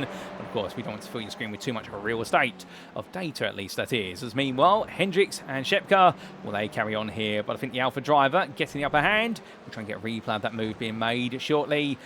In the meantime, the senior driver now just staying behind the Crop Promotions machine, both of them Audis, and both learning from each other and enjoying the pursuit, the cat and mouse game, as they come towards the final quarter of this race. A bit of a front right lock up there for what was Hendricks, but understandably and pushing hard right now, and he wants to try and chase down as many places as he can. He is the highest placed driver who has taken his second and final pit stop in 22nd place. We'd like to get close to the likes of Clavio, 2 seconds up the road, and then McAllister a further 6 seconds up the road, and in doing so it just gives him more opportunities. But how exactly did he make the move? Well, here's a quick replay to explain, ladies and gentlemen, how Hendricks passed Shepka. And this was coming down in towards turn number 4. The overspeed building there for the King of Free. And at this point into the braking zone he went. Shepka not offering a defense. And in the end, I think decided just to let that place go and letting Micah lead the way as they ballowed their way through the S's. And now we head back to live racing. As we do come on back, well, we're still waiting on those pit stops, of course. They will unlock the keys to the next stage in the race. But in the meantime, we've always got some entertainment in the Delta class because Jason Lynn battling with Hidako. And here they go up towards turn number 4, and then looking up the inside, Hidako squeezed him, they make contact, and they both come together, and it's going to be Lynn into the barrier, and Hidako goes straight into the gravel trap there, and well, definitely a bit of a contentious moment between the two of them, but for Jason Lynn, that pursuit of a podium is over. Not that Lobner and McAllister are going to know that right now. Aaron Lowe will pick up the pieces off of the pair of them, and well, under braking there, both tries battling hard, but in the end it does go wrong, and well, very unfortunate then. You've got to feel for both, but particularly for Jason Lynn, whose car right now broken rear right suspension. As you can see, the wheel bouncing around on the suspension rods. That's going to be a car that's going to gradually make its way to the pit lane for a fast repair. That's why he's not towing, but I think he's going to have to tow when it goes spinning around there, and that car will become increasingly dangerous when it stays out on the circuit. He's going to try, but I suspect he's going to be able to be cautious because the leaders are now coming on through. Speaking of one who's already passed him, there is Wojciech Swirydowicz ahead of Matthew Mayer. 4 seconds. The gap is slowly coming down, but it's coming down at such a slow rate of knots right now. So, as we said earlier on, Swirydowicz is managing this race perfectly. 4.2 seconds is the gap at this time, and therefore there's going to need to be some magic from Mayer here or a mistake from Swirydowicz, I think, for this gap to really be reeled in at the end. Logan McKenzie at 4 seconds adrift as well. It does seem as though the theme is 4.1 seconds from car to car to car inside your top 3. And then it's a further 3.2 to Fleet Smith, the Gamma leader, as Jason Lynn has, I'm hearing in my ear, towed to the pit lane. You briefly saw him there through the camera shot in the pit lane. So unfortunately not able to get that car to the pit. So he will have the extended pit time now because he has the tow time. And it will be the fast repair to get him back out there. But he will be at least a lap down in this race, if not multiple laps down by the time that car goes back racing. But in terms of what happened between them, we do get the quick replay. And here's the explainer, ladies and gentlemen, what happened between Jason Lynn and Zach Hidako. So it was in the run down towards turn at number 4, and Lin was looking to the inside. Hidako covering him off as best as possible, but there was a bit of space. Now, as they went braking, they got into contact, and I think that first contact essentially caught the cars together. That's going to be a hard one to unpick, I think, for the stewards. But in terms of what it looked like from Jason Lin's on-board perspective, well, here he went for it. And indeed, the Gator Racing drive full of enthusiasm. But as you can see, he pulls the inside. And as he does so here, onto the brakes he goes. It slightly pulls to the left there under braking. Now, did Hidako slightly pull to the right in turn? That's what we don't know. And that's what the stewards will be looking for to understand who may be at fault of whether it's treated as a racing incident. Because both drivers in may have actually weaved into each other. But Jason Lin, of course, in the heat of the moment, coming off the worst of the two, and understanding we won't be too pleased about it. But with that, we head back to your live racing. And as we do coming back, well, Fleet Smith carrying on his way around at the moment and looking very cool as a customer as he heads on to lap number 34. And running in full place and looking very happy with this at this time. And well, in terms of where this result will stand, should it be his finishing position today, well, the good news for Fleet Smith, as we've got some pit stops starting to plane, is that it would be one of his strongest results out there for the season, and it would be only his second Gamma win. In the fact, of course, he'd take that win in round number 4 at the Miami International Autodrome, and will be his second time in the Gamma class he has taken a win. He has taken an Alpha win when he was an Alpha driver, so that's why he does have 2 class wins to his name, but he'd like to make it a third today. As Shvedska is into pit lane, and well, Nicholas Shvedska serving that final pit stop. And well, quick stop for him, 10 minutes still to go, and he rolls his way back out. And right now, where will Shvedska be in all this? The answer is going to be he comes back out in 20th place, 12th in Gamma. But remember, we've still got a lot of pit stops to come here, and he comes up behind Gareth McAllister and Corey Lobner. So not a bad place to be. They are relatively good pace, the 2 Delta drivers in front, but understandably, he's 6 tenths behind. And with the gap coming down quite quickly, I think Shvedska will be worried. This might cost him a small sliver of time. We'll see what's to be, but I think right now a lot of drivers really trying to milk out that second pit stop as much as they can and make sure it literally is a smash and dash here. That pit lane is going to get very busy right at the very end, and it could be a very exciting end to this race, no doubt about it. As meanwhile, Micah Hendricks looks at the inside of Evan Clavio, another place gain there for the man who right now is having to pick his way through the field as quickly as he can. He's done a good job of it, no doubt about it, but he's still got a bit more work to do if he wants to pick up these places. And well, his next target will be Shvedska 3 seconds up the road. Mike Almeida's into the pit lane for Yellow Flag Motorsport, so he decides it's time. And I think we're going to see more of this now very shortly. We're certainly going to see a huge influx of cars, unless a lot of drivers are gambling on trying to make it a one-stop today. It may have been possible, to be fair. Never say never. Remember, there's no requirement to do multiple pit stops. It is just simply you must come in at some point to change a tyre in the car. And because of the fuel tank restrictions we do have, you are expected to come in for fuel at some point. But if a driver can one-stop it, much like we saw one of our drivers do at Long Beach earlier in the season, whereas many went for a 2-stop. It was a 1-stop for John Daniels, albeit did gain in 4th place in the Gamma class in the end by doing it, going from 13th to 9th in the Gamma class.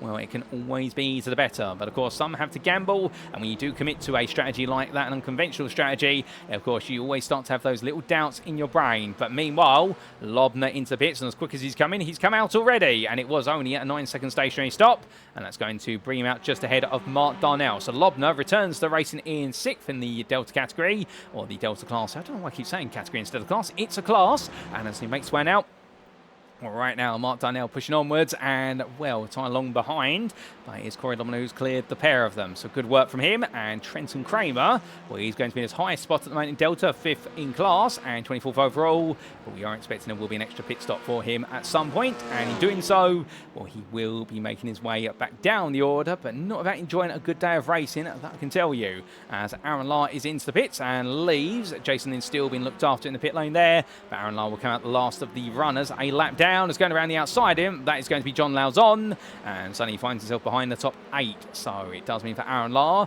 now he's at the mercy of the lead lappers, and they wait to see when they all come into the pit lane whether he can get the lead lap back. As Wojciech Swirydowicz coming on down in towards the S's. No sign of him coming in yet, but Matthew Mayer has caught up now. 2.8 seconds is the gap between him and Swirydowicz. As meanwhile, that is a fight between Trost and Hidako. The two T0 Racing Ascent drivers battling each other hard here as they come through the S's. And their battle may have cost Swirydowicz a little bit of time, and it may prove to cost what will be Mayer a bit of time as well. Of course, blue flags are expected to be obeyed, but in the heat of the moment, they can't always be obeyed immediately. And that's what can cost the time for the lead lap driver, but it can always give time to one of their competitors and vice versa.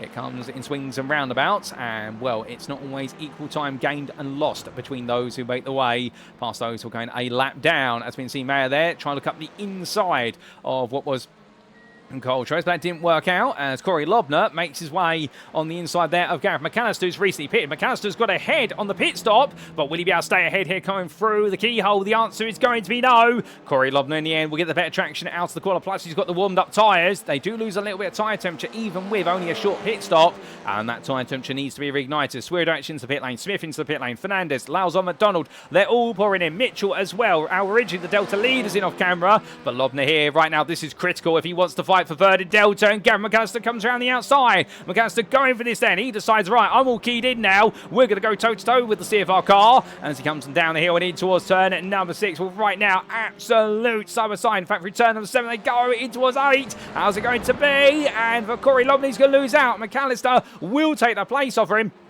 And what a short to pit stop, plus always a bit of bravery on the braking. And for Gareth McAllister, that's 5th place in Delta right now. But will that translate into 3rd place in cars when all is said and done? Well, Evan Clavio coming into the pit lane now. He's going to be one of the danger men. Fred Alrigi has come into the pit, and Zach Saunders has yet to. So Saunders is your Delta leader, at least on the road. But is he going to be a Delta leader on strategy? We do not think so, unless Alrigi has had a longer stop. And Saunders had a shorter one, but Alrigi only a 5.8 second stop by comparison with those behind. He's had the shortest stop of everybody for the second stop so far, but there might be some shorter ones still as McAllister comes through, and he comes through the opening quarter in 3rd because Evan Clavio and his pit stop comes out behind both McAllister and Lobner. So for Clavio, went the longest of the trio, but it hasn't worked out. Mark Darnell's with them, but remember Darnell has yet to take his second stop if he is going to do one, and Tyler Long is only a second behind, but he's almost on the back of this right now. So McAllister up in the 3rd place. It's been a little bit of time since we've seen the Yamato Motorsport driver on the podium in the Deltas. And, of course, he has taken a win this season, that incredible win earlier on. But right now for McAllister, can he bring this home? Meanwhile, coming out the pit lane, there's Mayer. Here is Swirydowicz, and hold up a second. We've got to change a leader. That's a 2-second swing in the pit lane for Matthew Mayer, and he's made it work out. In fact, it's 3 seconds. Mayer's going 3 seconds in the pit lane end to end, and that was enough to jump Swirydowicz. It's all changed with 4 minutes to go. Logan McKenzie, meanwhile, behind. Ian Bertolucci and Dan McFarlane still aren't there yet to take their final stop if they're going to take one, but it's Gamma's up front right now, and we'll have to wait and see what's going to happen there. But we thought this was all going to come together on strategy, but suddenly Matthew Mayer, well, if he's able to hold on to this is going to be his 4th win of the season, and this could be a huge result, and suddenly this could start to break into the momentum, the unstoppable force that's been Wojciech Swirydowicz this season so far. But can Matthew Mayer find a way to do so? He started this season so strong, and well, it's all come back to him again today. And Fleet Smith, meanwhile, on the back here of Augustin Fernandez, but just trying to stay peaceful with the privateer as they make the way over the rise. He doesn't want to fight it too hard, but I wonder if he's starting to worry about Bertolucci and McFarlane, whether they're gaining the time on him. But meanwhile, Micah Hendricks battling side by side with Nicholas Shvedska as they come up towards the S sequence, in towards the right-hander return before he goes. Looking around the outside in the battle of the two Audis, and he'll beat the Shvedska racing driver under braking. That's 15th place now for Hendricks. Great gains being made. Shvedska tries to come back at him, but it's all for naught. But meanwhile, into the pits of the lead, Ian Bertolucci, and Dan McFarlane comes in from behind. So where is Mayer? Here he is coming across line, so they'll be safe. They will return to the overall lead with the Alpha drivers. But where is Smith? Here he comes through what will be turn number 12 into 13, and we look to the blimp camera. Where is Bertolucci? He's starting to make his way out. So is McFarlane. McFarlane left the fuel gun first. Is Bertolucci going to take lead? He is, surely. He's taking lead to the Gamma class here. Fleet Smith comes out, and he comes out just ahead of Dan McFarlane. I don't believe it. Bertolucci, the patience has paid off so well, and in the end, Smith and Fernandez has cost each other time, and Bertolucci retakes the Gamma lead, which he started with today when he took that pole position. And Smith right now back in the second in Gamma. Dan McFarlane behind. John Lauzon's not close enough to get involved. He's currently 5 seconds off the top 3 in Gamma, and Zach Saunders has taken the lead. Well, in fact, no, hold up on that. I'm getting ahead of myself here. He has yet to take his second pit stop with only 2 minutes to go is Saunders going to take a second pit stop? Right now, he's currently so close here. Well, with our leader of Mayer making his way through the S's at the moment, we are, I think, going to only have 40 laps here today. We are just checking in with race control. Bear with us, ladies and gentlemen. Are we getting a 41st lap? No, the time, they're estimating it to be a 40-lap race here. So if Saunders can go one more lap, he's going to put off the one stop where everybody else has committed to a two stop today. And, well, the only other driver who is currently on a one stop, I believe, is Zach Hadarko and also Lewis Gilbert. Remember, we've yet to see them come through, and they've got still a long way to go in their races. So it's going to be interesting here all the way to the very end. But if this plays out the way that we're thinking right now, Zach Saunders may have just pulled a strategic masterclass on this man of Swirydowicz Ridgely, who on a two-stop, but he thought he was safe, but suddenly Saunders has found a way. So Saunders comes on through the carousel. Is he coming into the pit lane? He is. Saunders couldn't go the extra lap he needed. So it's absolutely gut-wrenching there, and that is going to be disappointing for the Privateers team because I think he thought he could do it. But Al Ridgely will retake the leader Delta class, and he will not be denied that first Delta win of the season that he's been waiting for as he makes one through for SRG. So, for Swirydowicz Ridgely, the norm is re-established, and for Saunders, it is literally a 3-second stop, as it is for John Daniels. It's a very short stop between them all. But we are on the final lap of the race, ladies and gentlemen. Matthew Mann leads, but half a second behind him, it's Wojciech Swirydowicz, and this race is absolutely and blown up onto our screens as it always does at the end of any given endurance race. If it's quiet through the mid-portion, it's because strategy is waiting to play. Evan Clavio of Cameron's found his way back ahead of Corey Lobner, but they're going to fight for full place in Delta here. And Gareth McAllister right now is going to be allowed to slowly and steadily creep away for that third place here. And, well, for Gareth, he's going to be absolutely chuffed. This is going to feel like a win for him on strategy. But Lobner here looking for a potential move. Can he get it done? I don't think he can. And, well, he's not going to get done to the keyhole here, but we must leave him alone for a moment, ladies and gentlemen. Was making his way through the final corner. What a gamble on strategy, but in the end, 3 seconds still the deal in the pit lane. And for Matthew Mayer, it's going to be another win, his fourth of the season. And a Wojciech Swirydowicz, Logan McKenzie will come on through 6 seconds behind to take third place in the 041 Alpha podium, and then it will be 6.5 seconds back. But for Ian Bertolucci, it is the Gamma win. He takes it ahead of Augustin Fernandez, and Fleet Smith is run up in Gamma ahead of Dan McFarlane, who returns to the Gamma podium once again. John Lauzon comes over in 8th place, not able to touch the top 3, but 7 seconds clear of Chris McDonald, who takes that 5th place in the Gamma class ahead of Damon Mitchell just about. And Swirydowicz Ridgely wins his first Delta win of the season, and indeed he's had to wait a whole season's worth of races to bring on home his next Delta win, but what a class drive from him. And then we will see Mike Delmeda coming home in 12th place ahead of Micah Hendricks, with Nicholas Shvedska ahead of Matthew Shepkin, Zachary Bowman. Zach Saunders comes on through, runner-up in Delta, ahead of Cooper Akers, Connacht, John Daniels, Major Monswai. But who is going to be 22nd and take third in Delta? It's Gareth McAllister. You Matamoros will have done it on strategy. And Evan Clavio and just holds on versus Corey Lobner, although saying that, oh, goodness me, into the back of his car goes, I believe, was that the car a tile along, and we are seeing Evan Clavio being demoted down the order. I believe we're hearing on our ear that Evan Clavio picked up a black flag for instant points and therefore a drive-through penalty on the final lap, and he's not been able to serve it, so he's been demoted in time as Evan Clavio. So Corey Lobner does take fourth in Delta. Header Tylon who completes the Delta top 5, and we're at the run to 24th. Trenton Kramer, on his debut race for this season, is returned to the racing. What a drive from him, coming through from the back of the field to take 6th in Delta and 25th overall. He was full of fighting every step of the way. You love to see it. And Carl Trost ahead of Mark Darnell and Zach Hadarko. Well, they will complete those who finished on the lead lap. Goodness me, ladies and gentlemen, what an end to the race. But for Matthew Mayer, what a drive to victory in the end. And he played the patience game, and, well, in these endurance races, that's where all his wins have come from so far, minus, of course, what was the win in race number 1 on the streets of Chicago that was handed to him as a result of stewarding when it was taken out of the hands of none other than Micah Hendricks. Well, today, his run of endurance race wins continues, and, well, the only man who stopped him from making a complete run so far, Michael Polisette at Long Beach, but otherwise, Matthew Mayer does seem to be the king of endurance as far as this season is concerned, and that's why he's going an extra lap here, and he's absolutely proud of it. As Gareth McAllister, well, he'll be absolutely ecstatic to have taken that third place in Delta, we could assure you of that. And what a fight it was between him, Corey Lobner and Evan Clavio. And, well, ladies and gentlemen, as we do and see our drivers cool on down, we are just checking in with race control to confirm that black flag for Clavio, and the answer is yes, it was an instant point too many, and Clavio in the end being handed what was that post-race 40-second penalty. But as the drives cool on down, let's take a look at those race results subject to any stewards' inquiries, ladies and gentlemen. And here we go to the scenic view as we do so. And in the end, 60 minutes of racing at Mid-Ohio, it started off with a pack of cars absolutely bunched together, but Wojciech Swirydowicz seems to be running away very gradually. However, there was one man who kept him honest very gradually over the race distance and outsmarted him on strategy, and it was your winner today, Matthew Mayer for SYRG. A phenomenal drive, taking victory by 6 tenths over Beaver and Dees' Wojciech Swirydowicz, who will continue to lead the championship, but he'll know that his lead is not 100% safe. Logan McKenzie, third there for Pennzoil Super Touring, a relative quiet race after a bit of a slow start compared to the leaders. However, he made sure to round off the podium ahead of Ian Bertolucci, who in turn was a further 6 seconds adrift. But for Ian, it doesn't matter. It's a Gamma win, a huge one for him for Sim Racing Grid. And absolutely nailed it on strategy versus Fleet Smith, who got caught out in the end by going for the alternate strategy, and it didn't quite work out. Agustin Fernandez and Fleet Smith battled hard towards the end, and it was the Argentine who was able to get ahead of the American and out the top 5 down on his return to the grid, and it's so good to see Agustin back once again. Indeed, we have missed him, and Fleet Smith run up in the Gamma class today when he thought he'd taken that Gamma lead and run away with it, but in the end, Bertolucci was able to take it back off him, and the B4D's driver had to settle for 6th.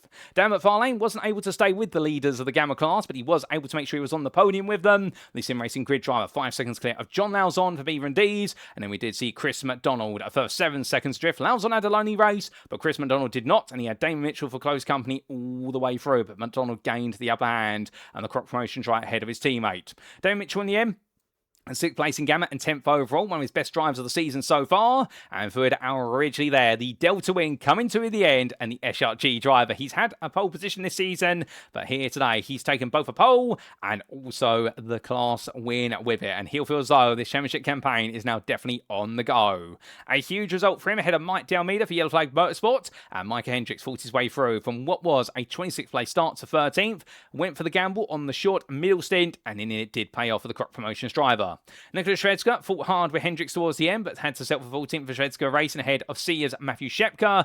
And you got to feel for Shepka because it was a race that was gradually heading forwards, but then his strategy was entwined with Hendricks, and he just lost out a little bit towards the end, but still completed the top 15. Zachary Bowman was 16th for Yellow Flag Motorsport, and a day today, well, the pace definitely wasn't with him, but he was able to stay ahead of a fellow Zach in the form of Zach Saunders, runner-up in the Delta class. And surely the team have got to be thinking to themselves, if only we'd save the fuel for one more lap, would they have been able to hold on? I mean, at the time when he came into the pit lane, he was 4 seconds ahead of our Ridgely, and you have to do all the maths of the fuel zone and how it would affect the strategy and how much fuel would he have needed to save per lap and how much pace would he have sacrificed to go to the one stop. But there's always going to be that question for the Japanese driver, what if he had gone for it? Could it have worked out? But still, that's a what if, and he settles for 2nd today in Delta 17th overall. And Pennzoil Super Touring's Cooper Akers fished ahead of Connor Achitella, and a return to the grid for the 55 driver, right in the thick of the fighting, with John Daniels there completing your top 20, and we're 13th in the Gamma class. Outside the top 20, in 21st place, it was Major Mon Survivor. A bit of a dismal day for the C0 Racing Summit driver behind his teammate, and one of the lowest placed Gamma drivers in the end. In fact, I do believe the lowest placed Gamma finisher. And then we did see UMAT Motorsports Gareth McAllister, 22nd, but for him, in a freeway battle, all race along with Corey Lobner and also Evan Clavio for 3rd place on the Delta podium. He's the one who took it, and took it via strategy. Corey Lobner, 4th in Delta, 23rd in the end, ahead of Ty Long, who completed the Delta top 5, although it should have been Evan Clavio, but Clavio with a black flag drive-through penalty on the final lap, which he couldn't serve. It became a 40-second post-race time penalty, and that's what's demoted him all the way down to 29th place. But we can see Trenton Kramer there, 25th. What a day for Trenton, coming on through, fighting hard after a bit of a difficult qualifying session, and almost earned himself a Delta top 5, only 6 seconds away from it. He was in turn 9 seconds ahead of Mark Darnell, in fact ahead of Carl Trost, we should say, getting ahead of ourselves there. Carl Trost, the T0 Racer, sent in at 26th, ahead of Mark Darnell for Gator Racing. And it was Zach Hidako and Evan Clavio completed your lead lap finishers, and it was a lap down to Lewis Gilbert and Aaron Lahr, and we did lose on the race after his contact with Zach Hidako, Jason Lynn, with 10 laps to go. And we also did see an earlier retirement for Jeremy Barber with issues for the UMAT and Motorsport 167, and we saw a non-start for Nick Bader with technical issues with the Privateers Hyundai that carried on through qualifying and into the race. But goodness me, ladies and gentlemen, what a race. 34 starters, but in the end, a grand total of 31 finishers, of which 29 of them on the lead lap. And a race that kept us guessing all the way to the very end, although the rain never came. But sometimes you don't need the rain to provide you an entertaining race at Mid-Ohio Sports Car Course, and we've definitely seen that today. But that completes our first round of the second half of the season, and we've got plenty more to come. But sadly, that's all the racing we've got time for today, ladies and gentlemen, and that does mean it's now time for us to wrap up. Thank you very much for watching, and if you're sat there right now, absolutely itching the bit to know more about the Alpha Touring Challenge, and perhaps sat there thinking to yourself, I really do want to get on the grid. I'm a big fan of touring car racing, and this looks an absolutely perfect series for me. We can promise you one thing, ladies and gentlemen, you will not find a better touring car racing series as hosted on the North American continent, but it is open to anybody around the world. Indeed, you are looking at one of the very best touring car racing series on the iRacing simulator platform, if not on any simulator platform. And if you want to know more about the Alpha Touring Challenge, the ATC, all you need to go to our website at alphatouringchallenge.com, and as you can see it on screen, it is the complete compendium. If Wikipedia is a compendium of all internet knowledge, well, this is the ultimate Wikipedia, if you will, for the Alpha Touring Challenge. And if you've got all the information you need, from news articles to the Hall of Famers, the stats, it's all here. And also, of course, you do have links to be able to sign up, and all you've got to do is go to the ATC 17 drop-down list at the very top left of the screen, and then you just need to pick up the sign-up form there, and you can get on the grid in preparation for the rounds for the remainder of the season. Indeed, don't be shy. If you're sat there thinking right now, well, the fact the season's already half done and over halfway, should I really be joining? Am I going to interfere with things? Nope, you're welcome to get on the grid now. We don't lock drivers out of joining the grid midway through the season. Indeed, we'd love to see you join, whether you're an esports professional all the way through to a rookie racer. But indeed, this website, the perfect compendium, alphatouringchallenge.com, you won't find a better one. But as well with that, I'd like to take a moment to say a big thank you to our series partners, who do include Syncmesh, and we'll see a little bit more about Syncmesh. Born out of the pursuit of one-man search for better gear for sim racing, Syncmesh is the company which provides purpose-built gear for sim racing, ranging from gloves through to full line of performance wear. With an obsessive attention to detail in their gear, which aligns with your attention to detail in nailing lap after lap on the simulator, you could not ask for better gear to make your racing experience better. And so if you'd like to know more, then do head to sync-mesh.com today. We'd also like to say a thank you to our other series partner, Glass of Steel Photography and Design. The Alpha Touring Challenge's official photographer, you've seen him go racing today, although he didn't quite manage to bring home that third place in the Delta class in the end. Jason Lin, well, he is a highly talented and approachable individual who provides both photography and livery design services for the iRacing simulator platform as part of Glass of Steel Photography and Design. But do not just take our word for it. With 5-star reviews from his clientele citing him as easy to work with, detail-orientated, and a very fast responder, if you're looking for pixel-precise photography or a livery design to dominate the competition, then why not head to his website at glassnsteel1.wordpress.com today. But with that, ladies and gents, we now turn our attentions to next time. And in a week's time, we leave the US of A. We've completed our tour of the USA for this season, and we make way to the United Kingdom for the fastest circuit in the UK. It's not just self-proclaimed, it's true. It is the Thruxton Circuit, and in the Hampshire County, we'll be seeing our drivers take on a circuit filled with sweeping bends and very limited heavy braking zones, but one where tyre degradation is going to be absolutely key, and that's why for the BTCC every year they have to bring out the hard tyre because no other tyre can withstand it. And well, who exactly will be laying down the rubber there in what will be our 45-minute endurance race that leads us into our mid-season break? Well, the race will be on Monday, the 8th of June 2026. We'll bring it to you as we're live for round number 8 on Tuesday, the 9th of June, so be there to catch it all as it unfolds. But until then, ladies and gentlemen, we have been the Alpha Touring Challenge. I've been your host and commentator, Paul Walsh, and you've been tuning to Paul's Production. And until next time, remember to stay safe, stay well, stay smiling, and most importantly, like our drivers, remember to stay on track. Good night.